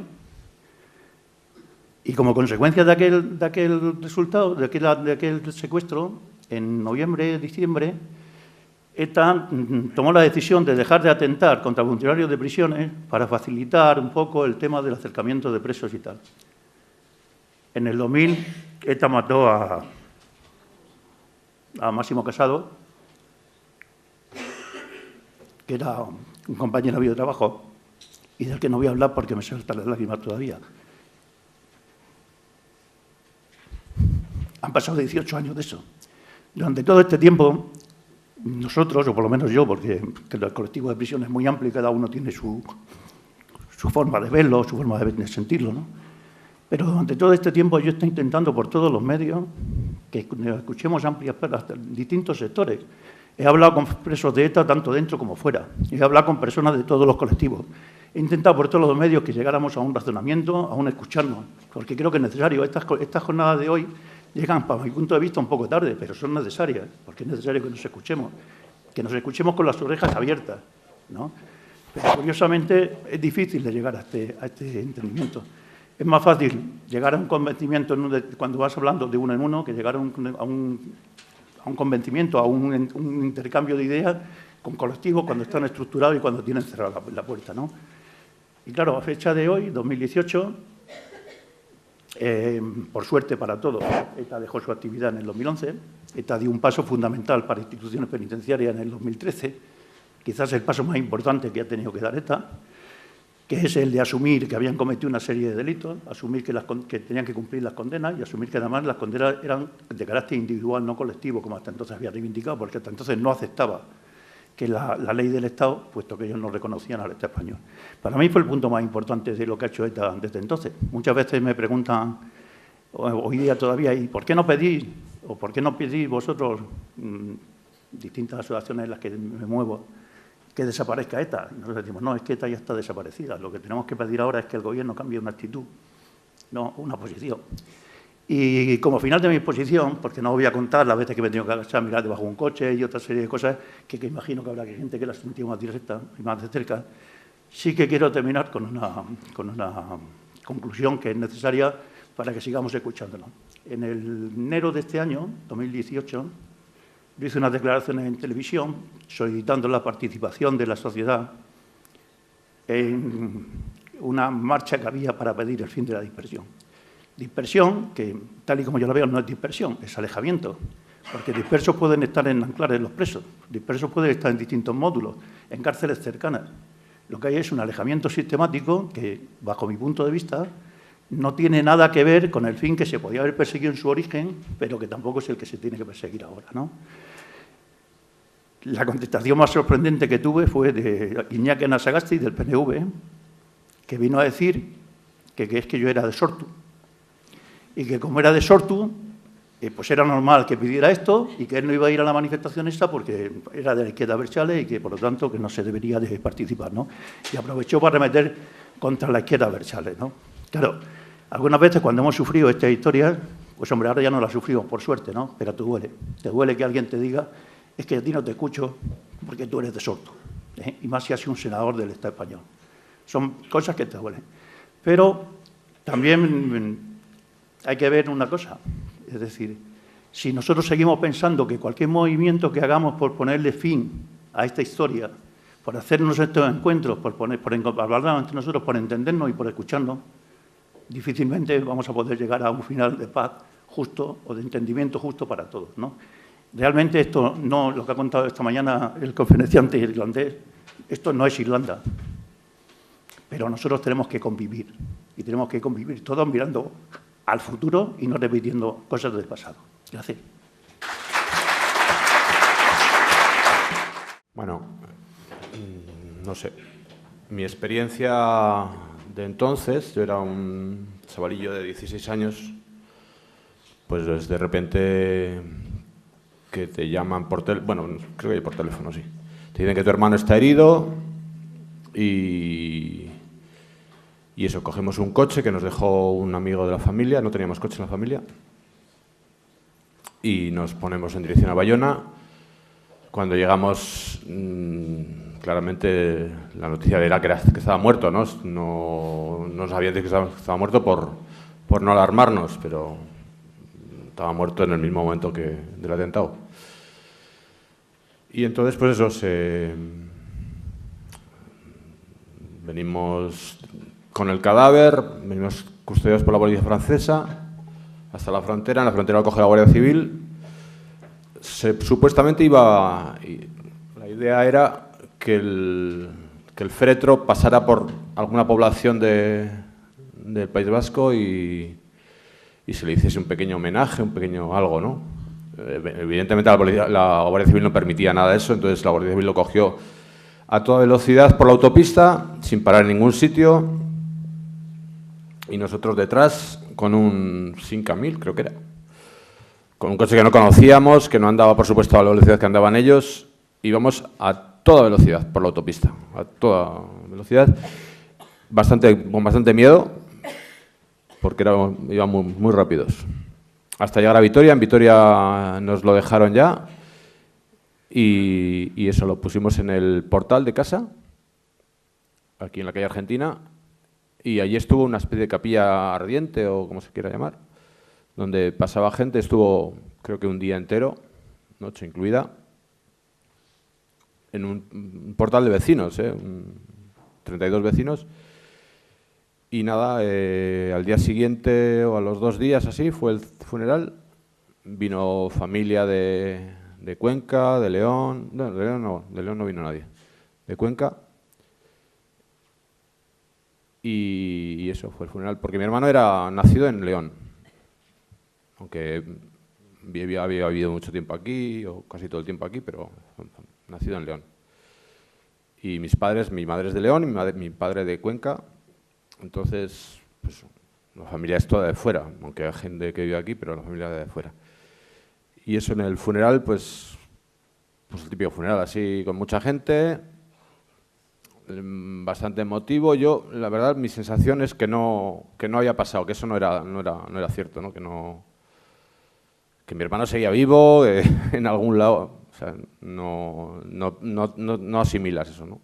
Creo que se lo ha pasado a todo el mundo. Y bueno, mi intención de estar aquí es simplemente poder relatar mi experiencia y escuchar la experiencia de gente como Pepe y, no sé, poder mirarnos a los ojos, ¿no? Poder hablar, poder entender a la otra persona, el otro sufrimiento, la otra situación, ¿no? Bajarte un poco de tu postura, aunque yo creo que me bajé hace mucho de esa postura, pero bueno. Y tener más empatía con la otra persona, con otros sentimientos, ¿no? Con otras situaciones personales, que creo que todas son válidas, todas son muy ciertas y todas son posibles de entender, aunque cueste, ¿no? Y sin más.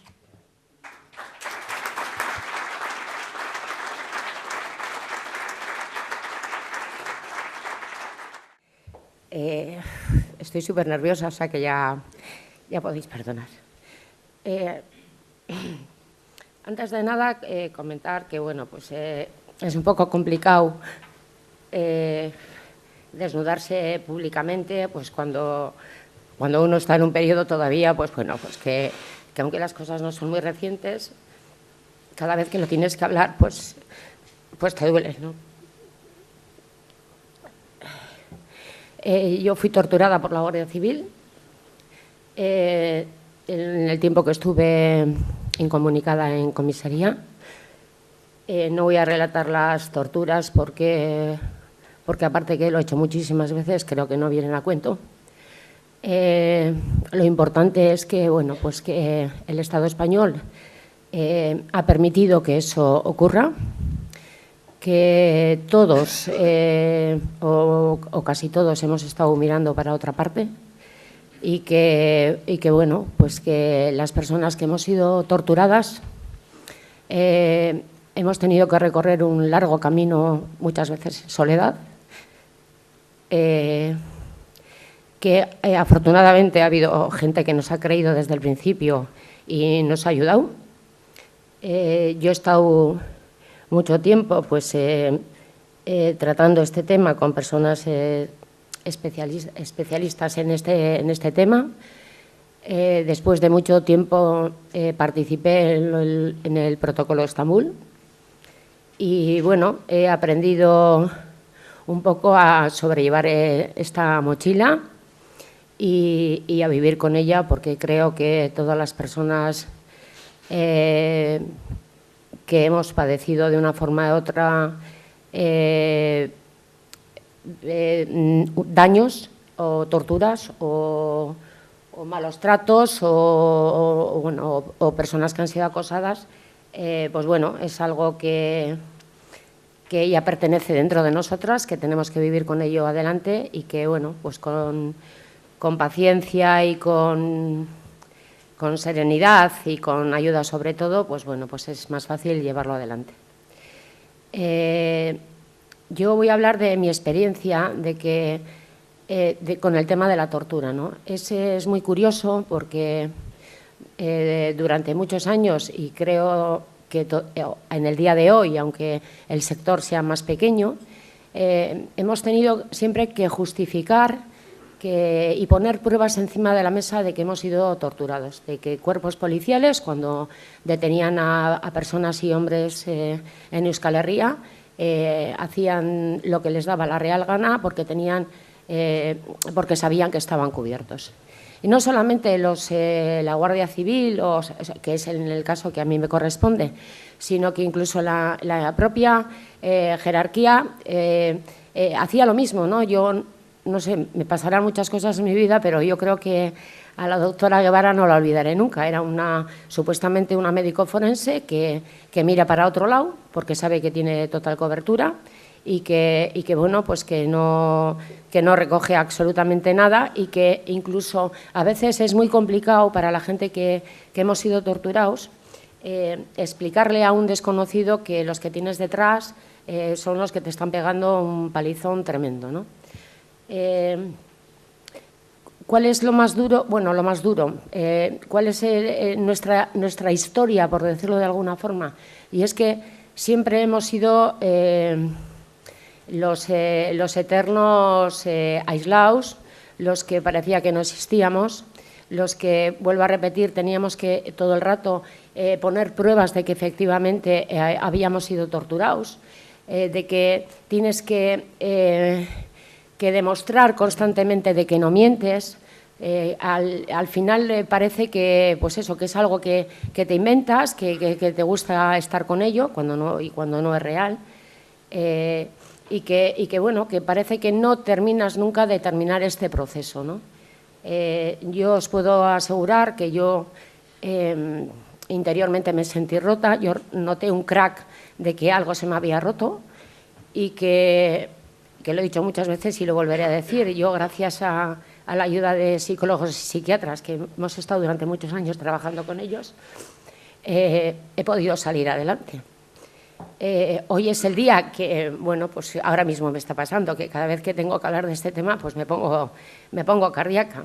Es un tema, además, que no lo puedes hablar con todo el mundo porque, no sé, te da la sensación de que hay muy pocas personas que te entienden. A veces te sientes incluso, no sé, yo solía decir, yo me parezco una fluorescente o una lámpara de una habitación o una farola, ¿no? O sea, a veces tenías ganas de hablar de este tema con alguien y no podías porque los demás estaban hablando de otras cosas que eran muy importantes, pero que, vamos, para ti en ese momento no era importante, ¿no? Lo más duro para mí, y yo creo que para todas las personas que hemos sido torturadas, porque he hecho muchos encuentros con gente que ha sido torturada y porque vuelvo a repetir que participé en lo del protocolo de Estambul, es que no nos sentimos arropados, ¿no? O sea, parece que somos como, no sé, no voy a decir los leprosos de esta historia en la que nos ha tocado vivir, sino que, pues eso, que como que somos personas de segunda fila, de que bueno, pues de que si te ha pasado eso, pues será por algo, ¿no? Entonces, no sé. Yo creo que, bueno, pues que al margen de, en mi caso, pues yo conseguí, por decirlo de alguna forma, que bueno, pues que al Estado español le dieran pues eso, un pequeño toque por las orejas que, bueno, que no ha servido de nada porque al día de hoy yo no he visto ningún resultado. Tampoco quiero que me manden una carta pidiéndome perdón, o sea, eso lo tengo muy claro.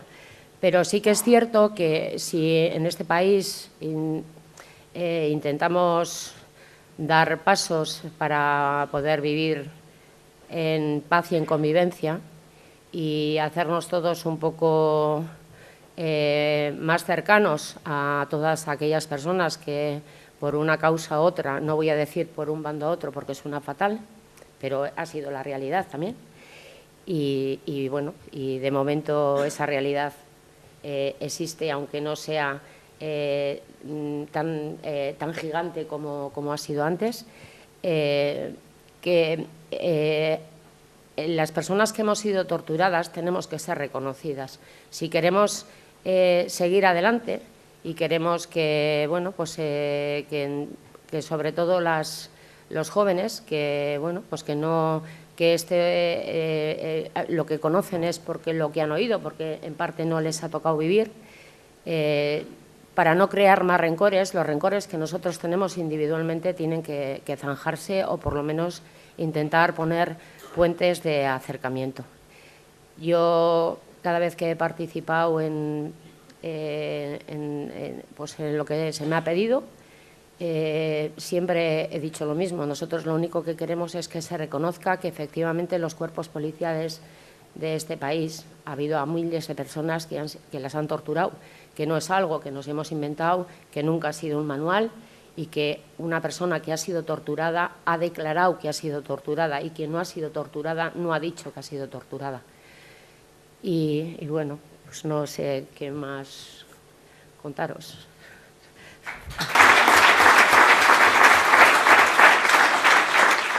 Por presentarme, Blanca Roncal, he sido concejala durante 16 años en Mondragón y 1 año en Oñati. Posteriormente fui parlamentaria hasta la última legislatura y ahora ya no estoy en política activa. Yo soy de Navarra, pero hace 35 años vine a vivir a Álava. Y cuando públicamente se conoció mi militancia en el Partido Socialista, puesto que fui en una candidatura municipal en Mondragón, es cuando empecé a vivir el acoso, el hostigamiento, el sectarismo, porque no se le puede llamar de otra manera. Primero te hacen ver que eres inferior, que no eres buen vasco, que estás pues perjudicando al país, no sabes euskera, tienes que aprender euskera. Te hacen sentirte inferior y separada. Perteneces a los otros, no eres de los nuestros, no eres de los vascos. Claro, que ya había habido consignas previas, aquello de vienen aquí a trabajar y encima quieren derechos. Es decir, primero hay un cierto adoctrinamiento social, porque la gente de entrada no rechaza al otro como si fuera realmente inferior, a no ser que le den ánimos, que le den consignas y que le señalen que ese es un enemigo del país, como fue lo que ocurrió. Por otro lado, al principio solo eran, como digo, solo, entre comillas, insultos. Españolazo, fascista, asesino, o si no, lagunchaille, si no eres ilchaille, pues eres lagunchaille, es decir, insultos. Pero luego eso fue increciendo y empezaron las amenazas, el señalamiento, las dianas. El hecho, yo por ejemplo, no vivía en Mondragón, a pesar de que trabajaba en Mondragón y militaba en Mondragón.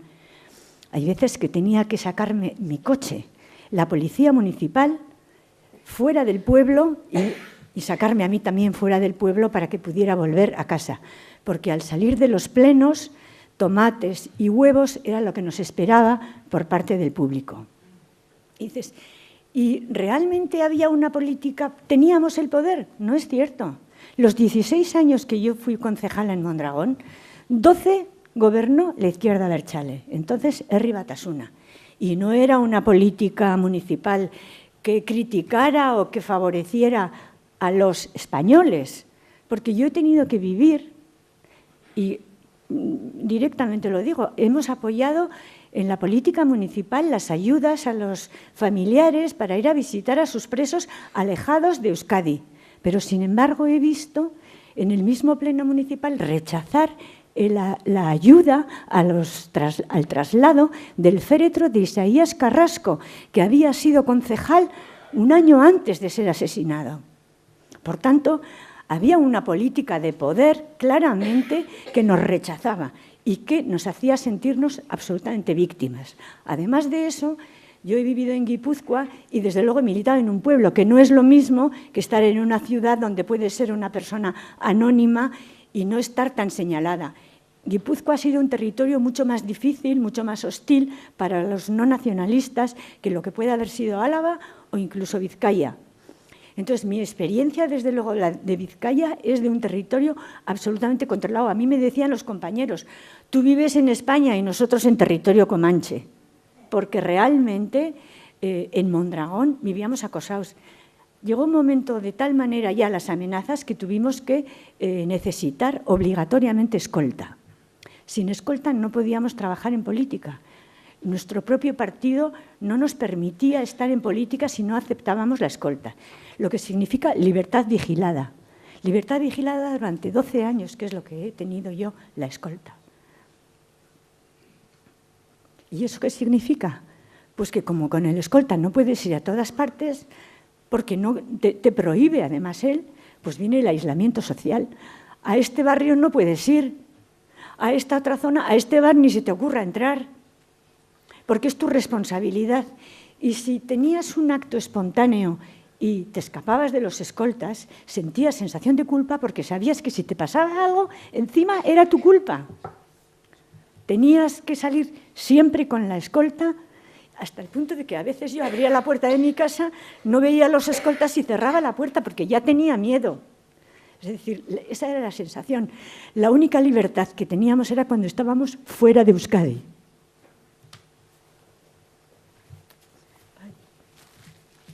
Y ahora quiero pararme un poco en el asesinato de mi compañero Isaías Carrasco, compañero y amigo.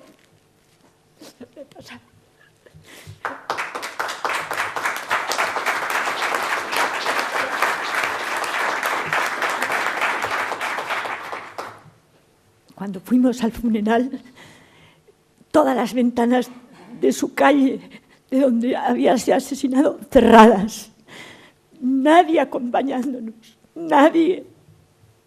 Bueno, tengo que decir que sí había parlamentarios del PNV, pero desde luego ni siquiera del propio ayuntamiento, la alcaldesa y los compañeros que entonces gobernaban en coalición con Izquierda Unida fueron capaces de condenar el asesinato de Isaías, que, como digo, le conocían de toda la vida porque era un chaval que solo se preocupaba de su barrio y lo mataron porque no llevaba escolta y era muy fácil matarlo.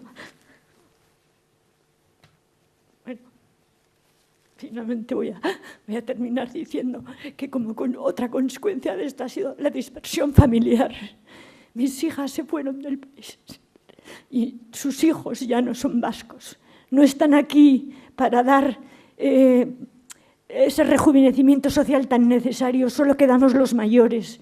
¿Por qué? Aparte de la dispersión que ha generado el paro, está también la dispersión que ha generado el acoso a determinados grupos sociales o políticos. Mis hijas no quieren venir a vivir a Euskadi. Bueno, ya no pueden porque ya han organizado su vida fuera, pero son pérdidas que tiene el país. Y ya con esto termino. Gracias.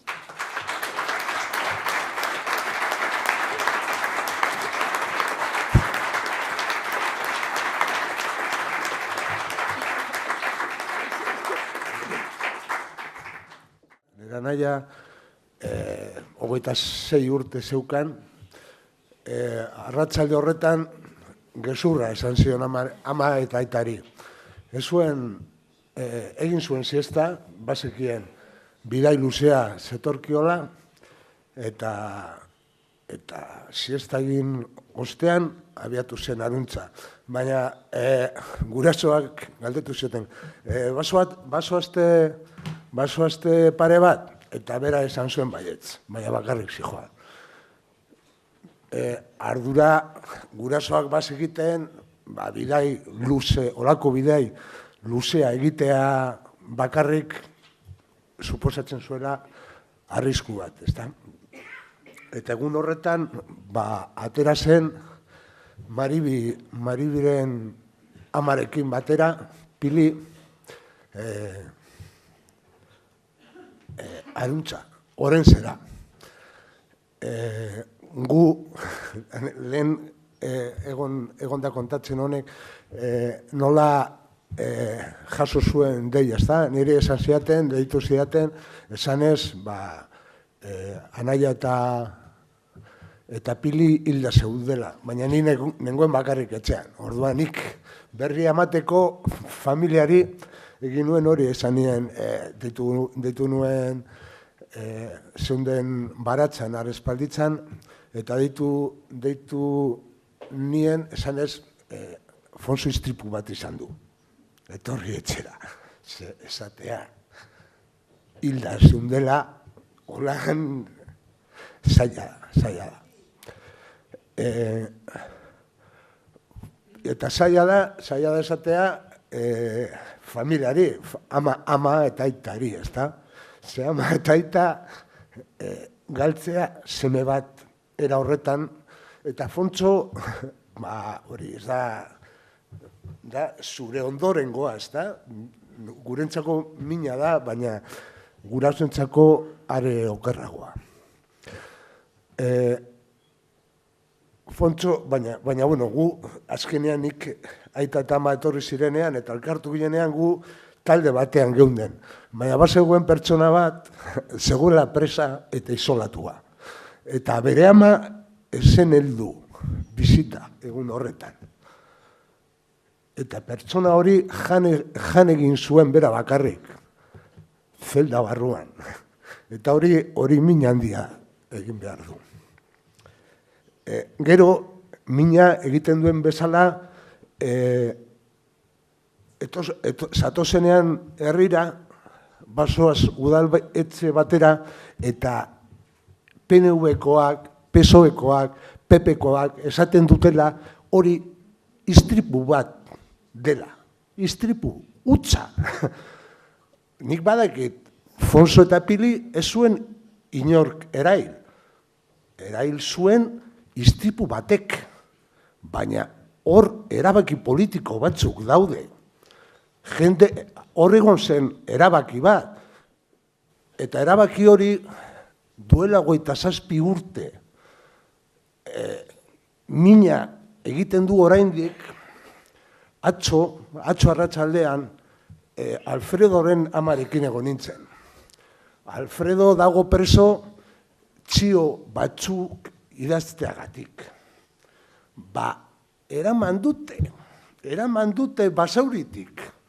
Ze zentzua dauka momentu honetan jarraitzea dispersioarekin, ze helburua, bueno, dispersioa, alejamiento, baten bat izan duen moduan.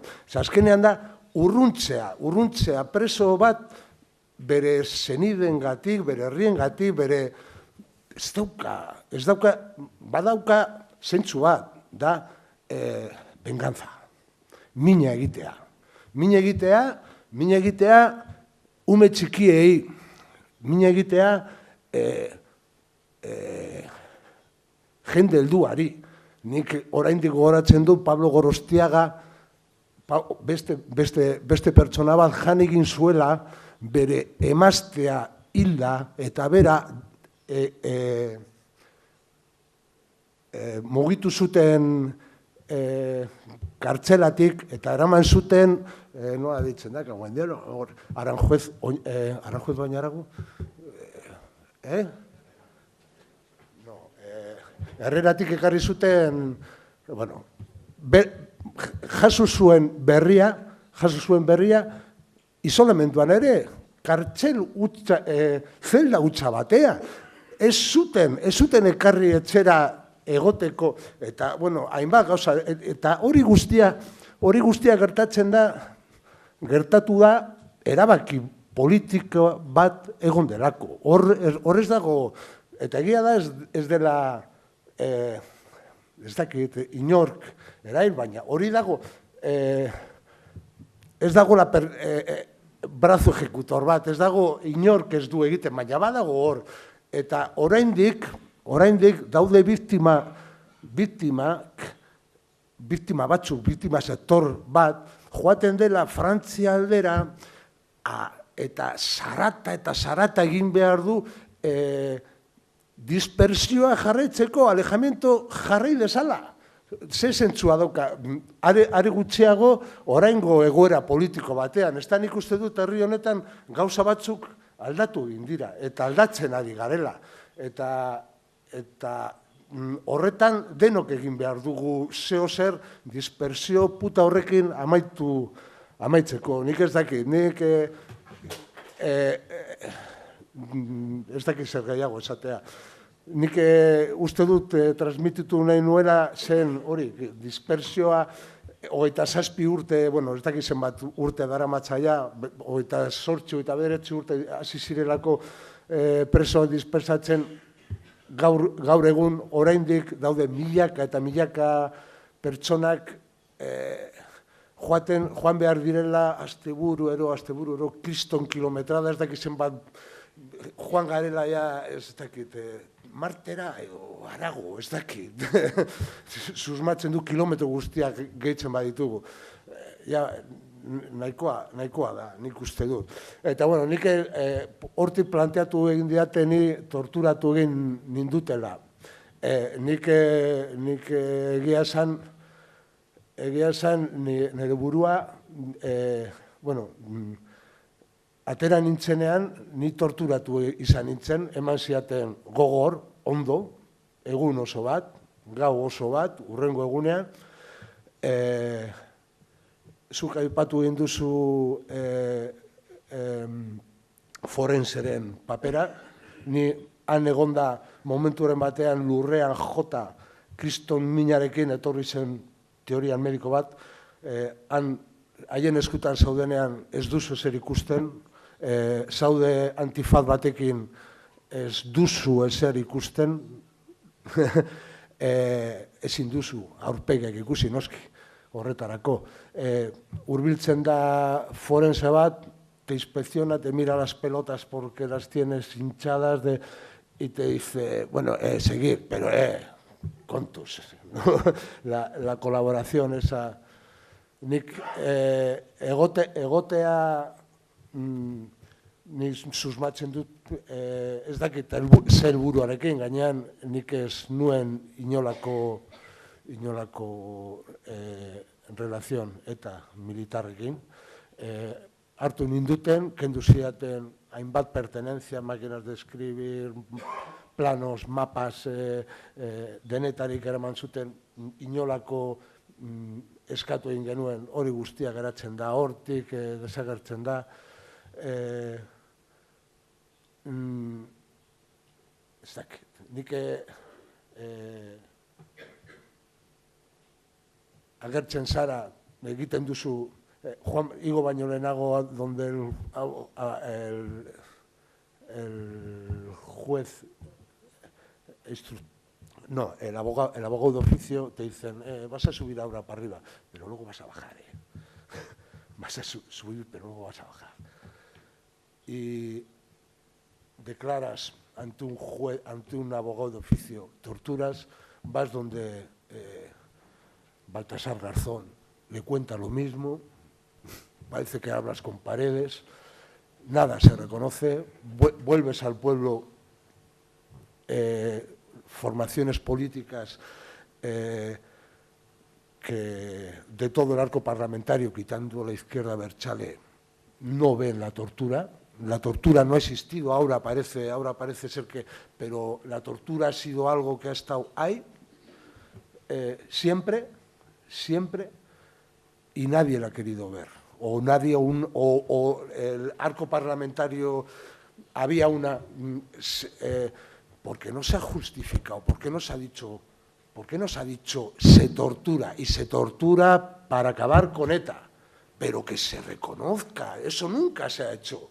Nunca se ha hecho, se ha dicho, no existe, se ha negado la mayor, se ha negado la mayor. Nadie ha dicho, pues si queremos dar un paso, yo creo que tenemos que dar ese paso también, todos, todos tenemos que dar pasos, pero ese paso también hay que darle. No sé, no tengo más que contar.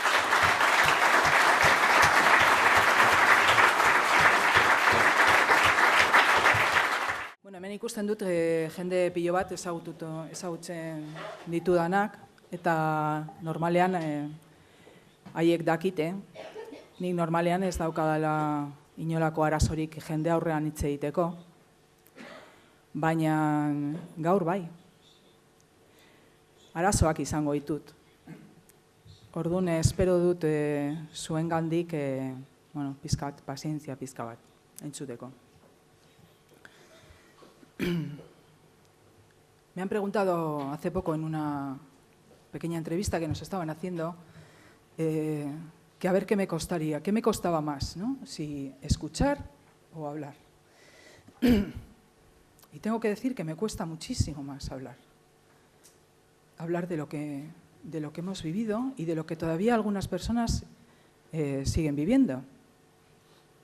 Jamás le había oído llorar a Blanca. Nunca. Nos conocemos hace muchísimos años. Y nunca le había oído llorar. Y yo no quiero llorar, porque nunca me habéis visto llorar tampoco.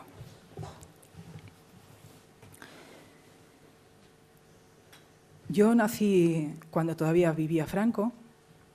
Crecí en una familia muy comprometida con la lucha antifranquista.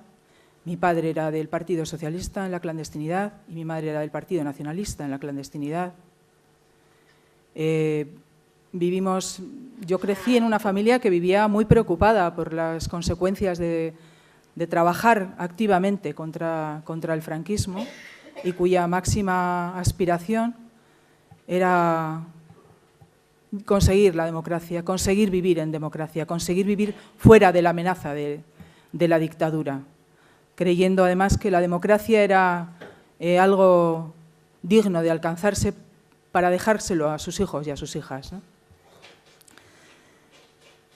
Voy a contar algo que muy poca gente sabe. En 1978 nos detuvieron a 3 personas, a 3 jovenzuelos, no éramos mayores de edad, 2 chicos y una chica, yo era la chica, por pegar carteles contra Martín Villa, y nos llevaron evidentemente al calabozo, a la comisaría. Nos detuvieron por la noche. Yo estaba horrorizada, de hecho estaba aterrorizada, porque no sabía lo que podía pasarme. No me pasó nada, la verdad es que no me pegaron ni me hicieron nada en la comisaría.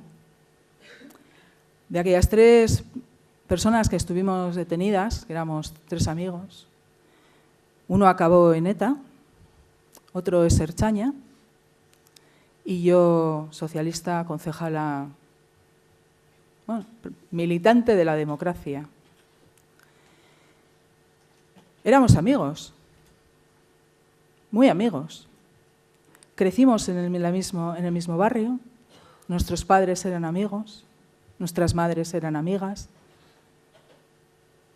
Y al cabo de muy poco tiempo crecimos y nos encontramos en sitios diferentes. No eran bandos, porque aquí no había bandos. Yo le oía a Alan hablar de bandos. Yo no soy de ningún bando. Yo solamente, en un momento determinado, tomé una decisión. De la misma manera que mi padre, que era militante del Partido Socialista en Euskadi, nunca justificó los GAL, nunca comulgó con que cualquier medio estuviera justificado por un fin, sino más bien todo lo contrario, que algunos medios, el ejercicio de la violencia, el ejercicio del terrorismo, cuestionaban cualquier fin. Yo en un momento determinado tomé una decisión, ya estaba bien de esconderse, ya estaba bien de tener miedo, ya estaba bien de ver desde la pasividad como cualquier persona que se atreviera a discrepar mínimamente, o incluso ni siquiera discrepando, ¿no? Porque había periodistas, personas que trabajaban en la justicia, profesionales de la sanidad, gente que pasaba por ahí, pudiera ser un objetivo señalado para que ETA le ejecutara. Decidí dejar de estar callada.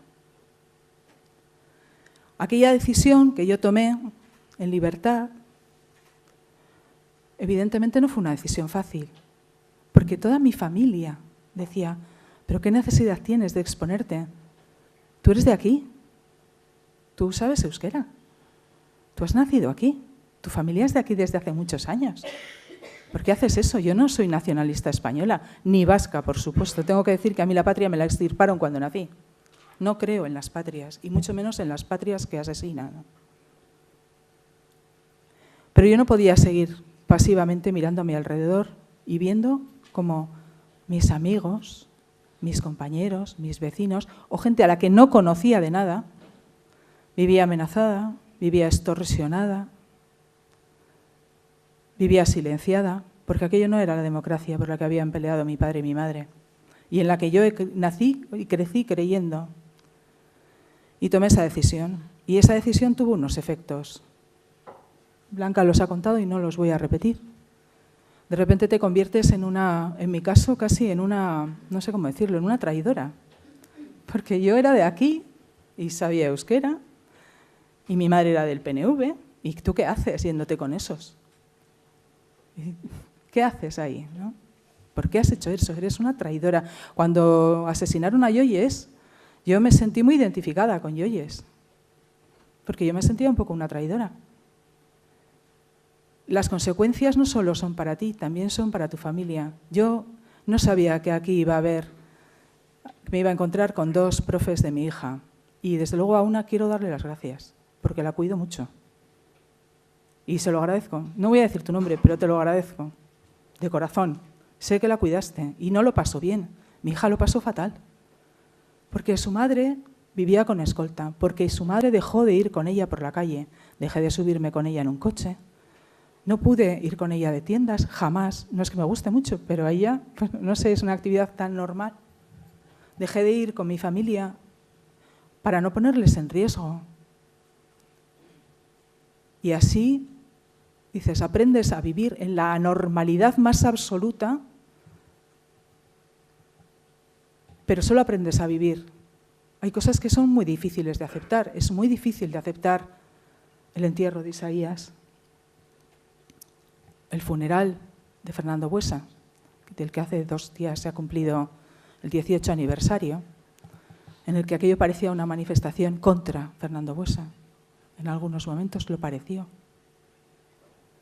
Hay cosas que te resultan muy difícil contar después de años de guardar silencio. Porque es verdad que yo entiendo que haya gente que piense que hemos tenido mucho apoyo, que se nos ha escuchado mucho, pero la inmensa mayoría de las personas que en este país formábamos parte de la democracia o que queríamos formar parte de la democracia, no podíamos hablar, nos convertía en sospechosas de traidoras. Y para mí es muy importante, las palabras son importantes y escuchar es importante. Y el significado de las palabras, yo estudié filología, porque necesitaba también entender.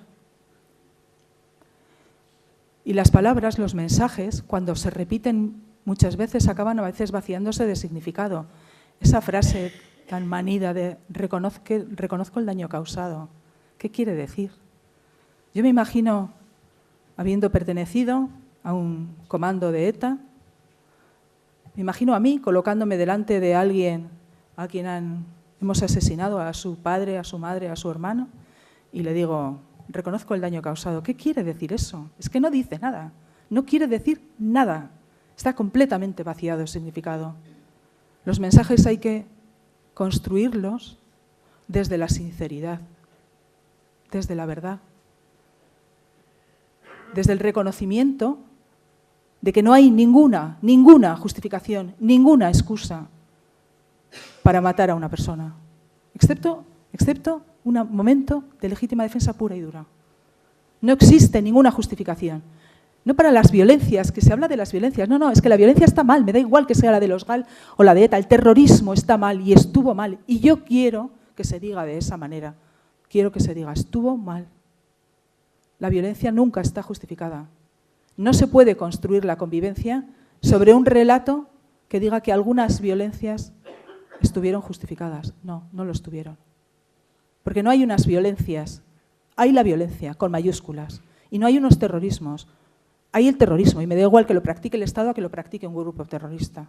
Y eso es lo que yo quiero decir. Me gustaría que alguna vez poder pensar que el futuro que vamos a dejar a las siguientes generaciones no va a tener familias dispersadas, porque nuestros hijos y nuestras hijas no pueden soportar vivir aquí. Familias dispersadas porque sus presos y sus presas están fuera. Familias amenazadas. O personas que sigan pensando, porque no les da la gana de estudiarlo, que ETA estuvo bien, que la violencia de ETA estuvo bien, que el terrorismo de ETA estaba justificado, porque no lo estuvo. Y no tengo más que decir. Gracias.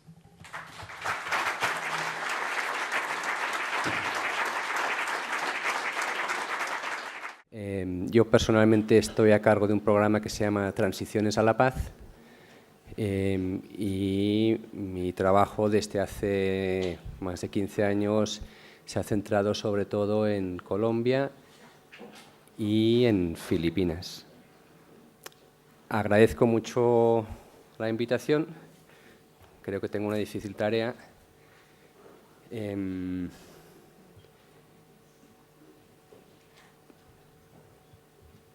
Pero para empezar voy a repetir simplemente algunas de las frases que se han dicho en esta última mesa. Estas jornadas llegan tarde, pero es necesario que nos escuchemos. Poder mirarnos a los ojos, entender la otra situación, tener más empatía con otras situaciones. Todas son válidas. Hemos sido invisibilizados. Si queremos dar pasos a la paz y la convivencia, las personas torturadas necesitamos ser reconocidas. No podíamos trabajar sin escolta. Estuvimos bajo libertad vigilada. Sufrimos el aislamiento social y la dispersión familiar. El alejamiento de presos solo tiene el sentido de la venganza y el deseo de causar dolor en familias de presos. ¿Qué sentido tiene mantener esta política? Me cuesta mucho más hablar que escuchar.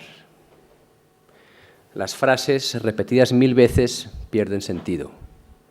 Los mensajes hay que construirlos desde la sinceridad.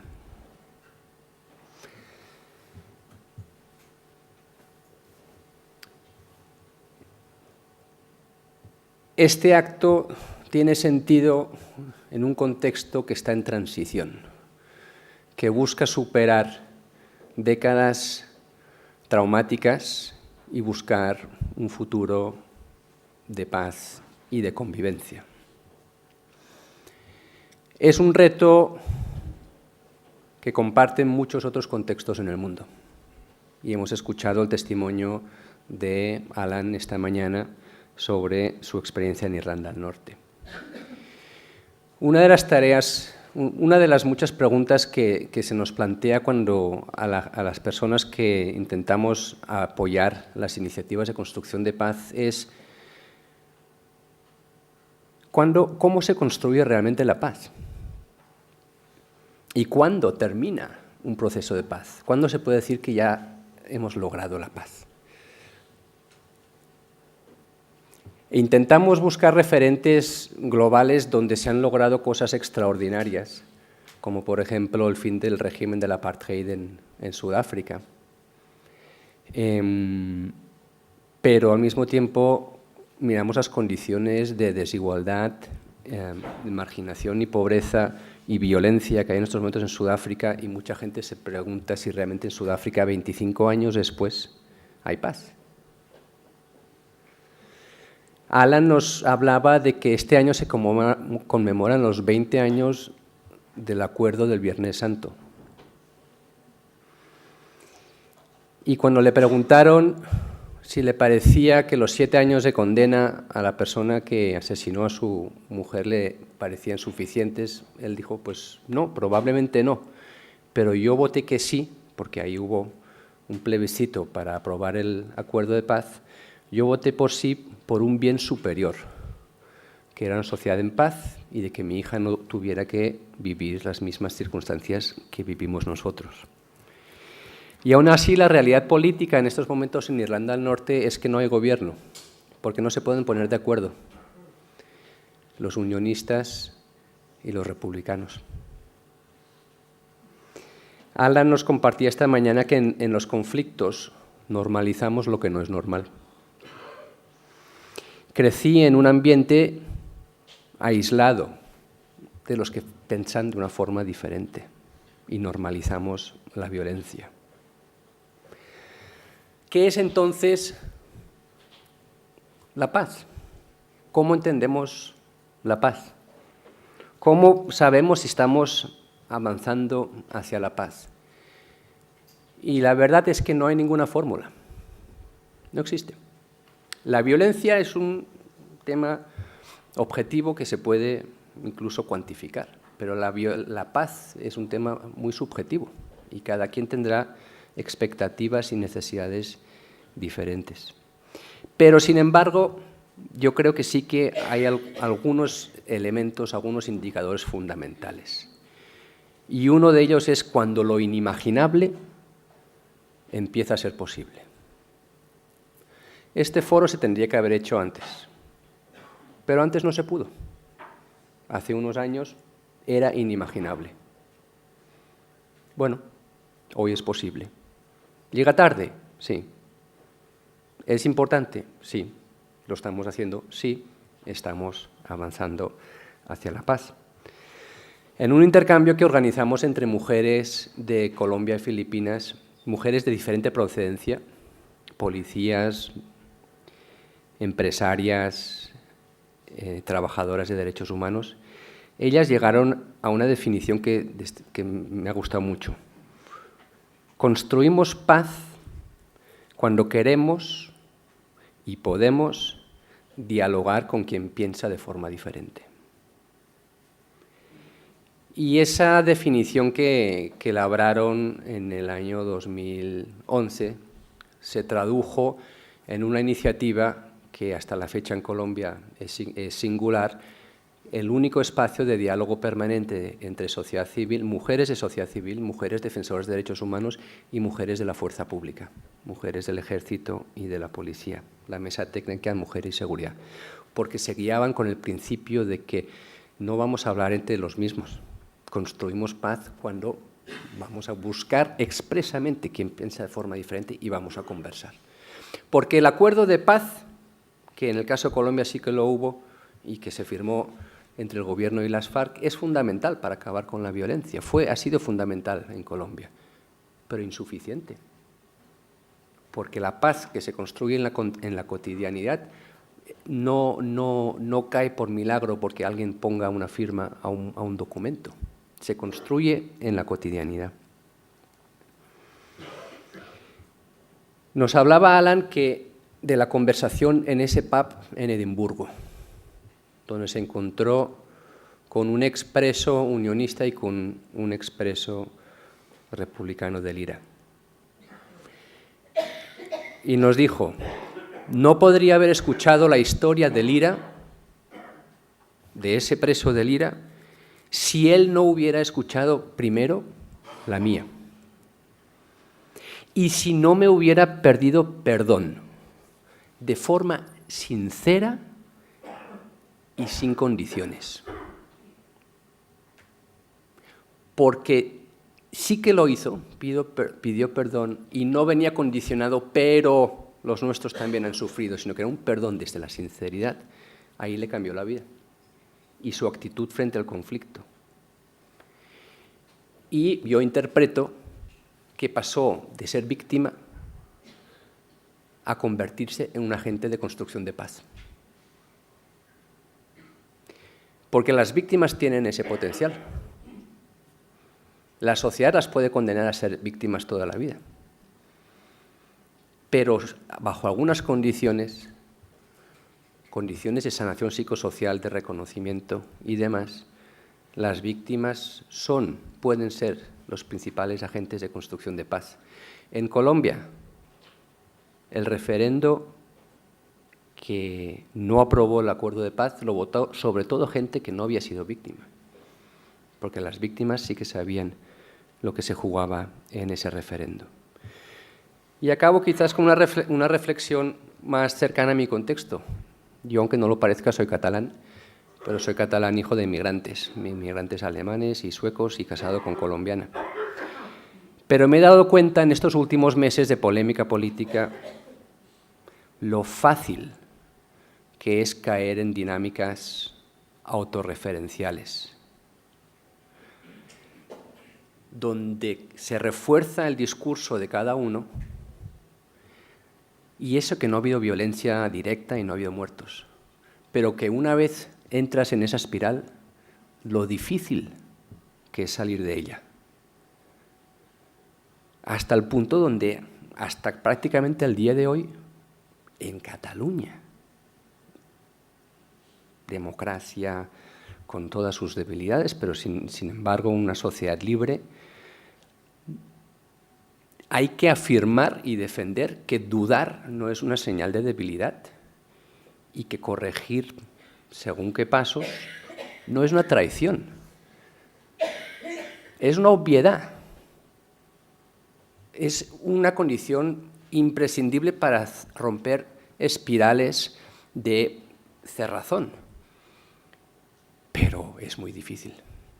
Y, lógicamente, si estamos experimentando lo difícil que es en un contexto como nuestro, repito, sin muertos, sin amenazas y sin violencias más allá de las que hemos visto y conocemos perfectamente, pero digamos, para no entrar en esa polémica, sí que me entendéis lo que quiero decir, pues lógicamente en contextos como este, como el de Irlanda del Norte, como el de Colombia, es mucho más difícil. Y sin embargo, hay esperanza. Y sin embargo, la convivencia se construye desde la cotidianidad, el reconocimiento, la sinceridad. Y por lo tanto felicito al Foro Social por un acto más valiente, y por todos los que están por venir. Y a todos vosotros, gracias.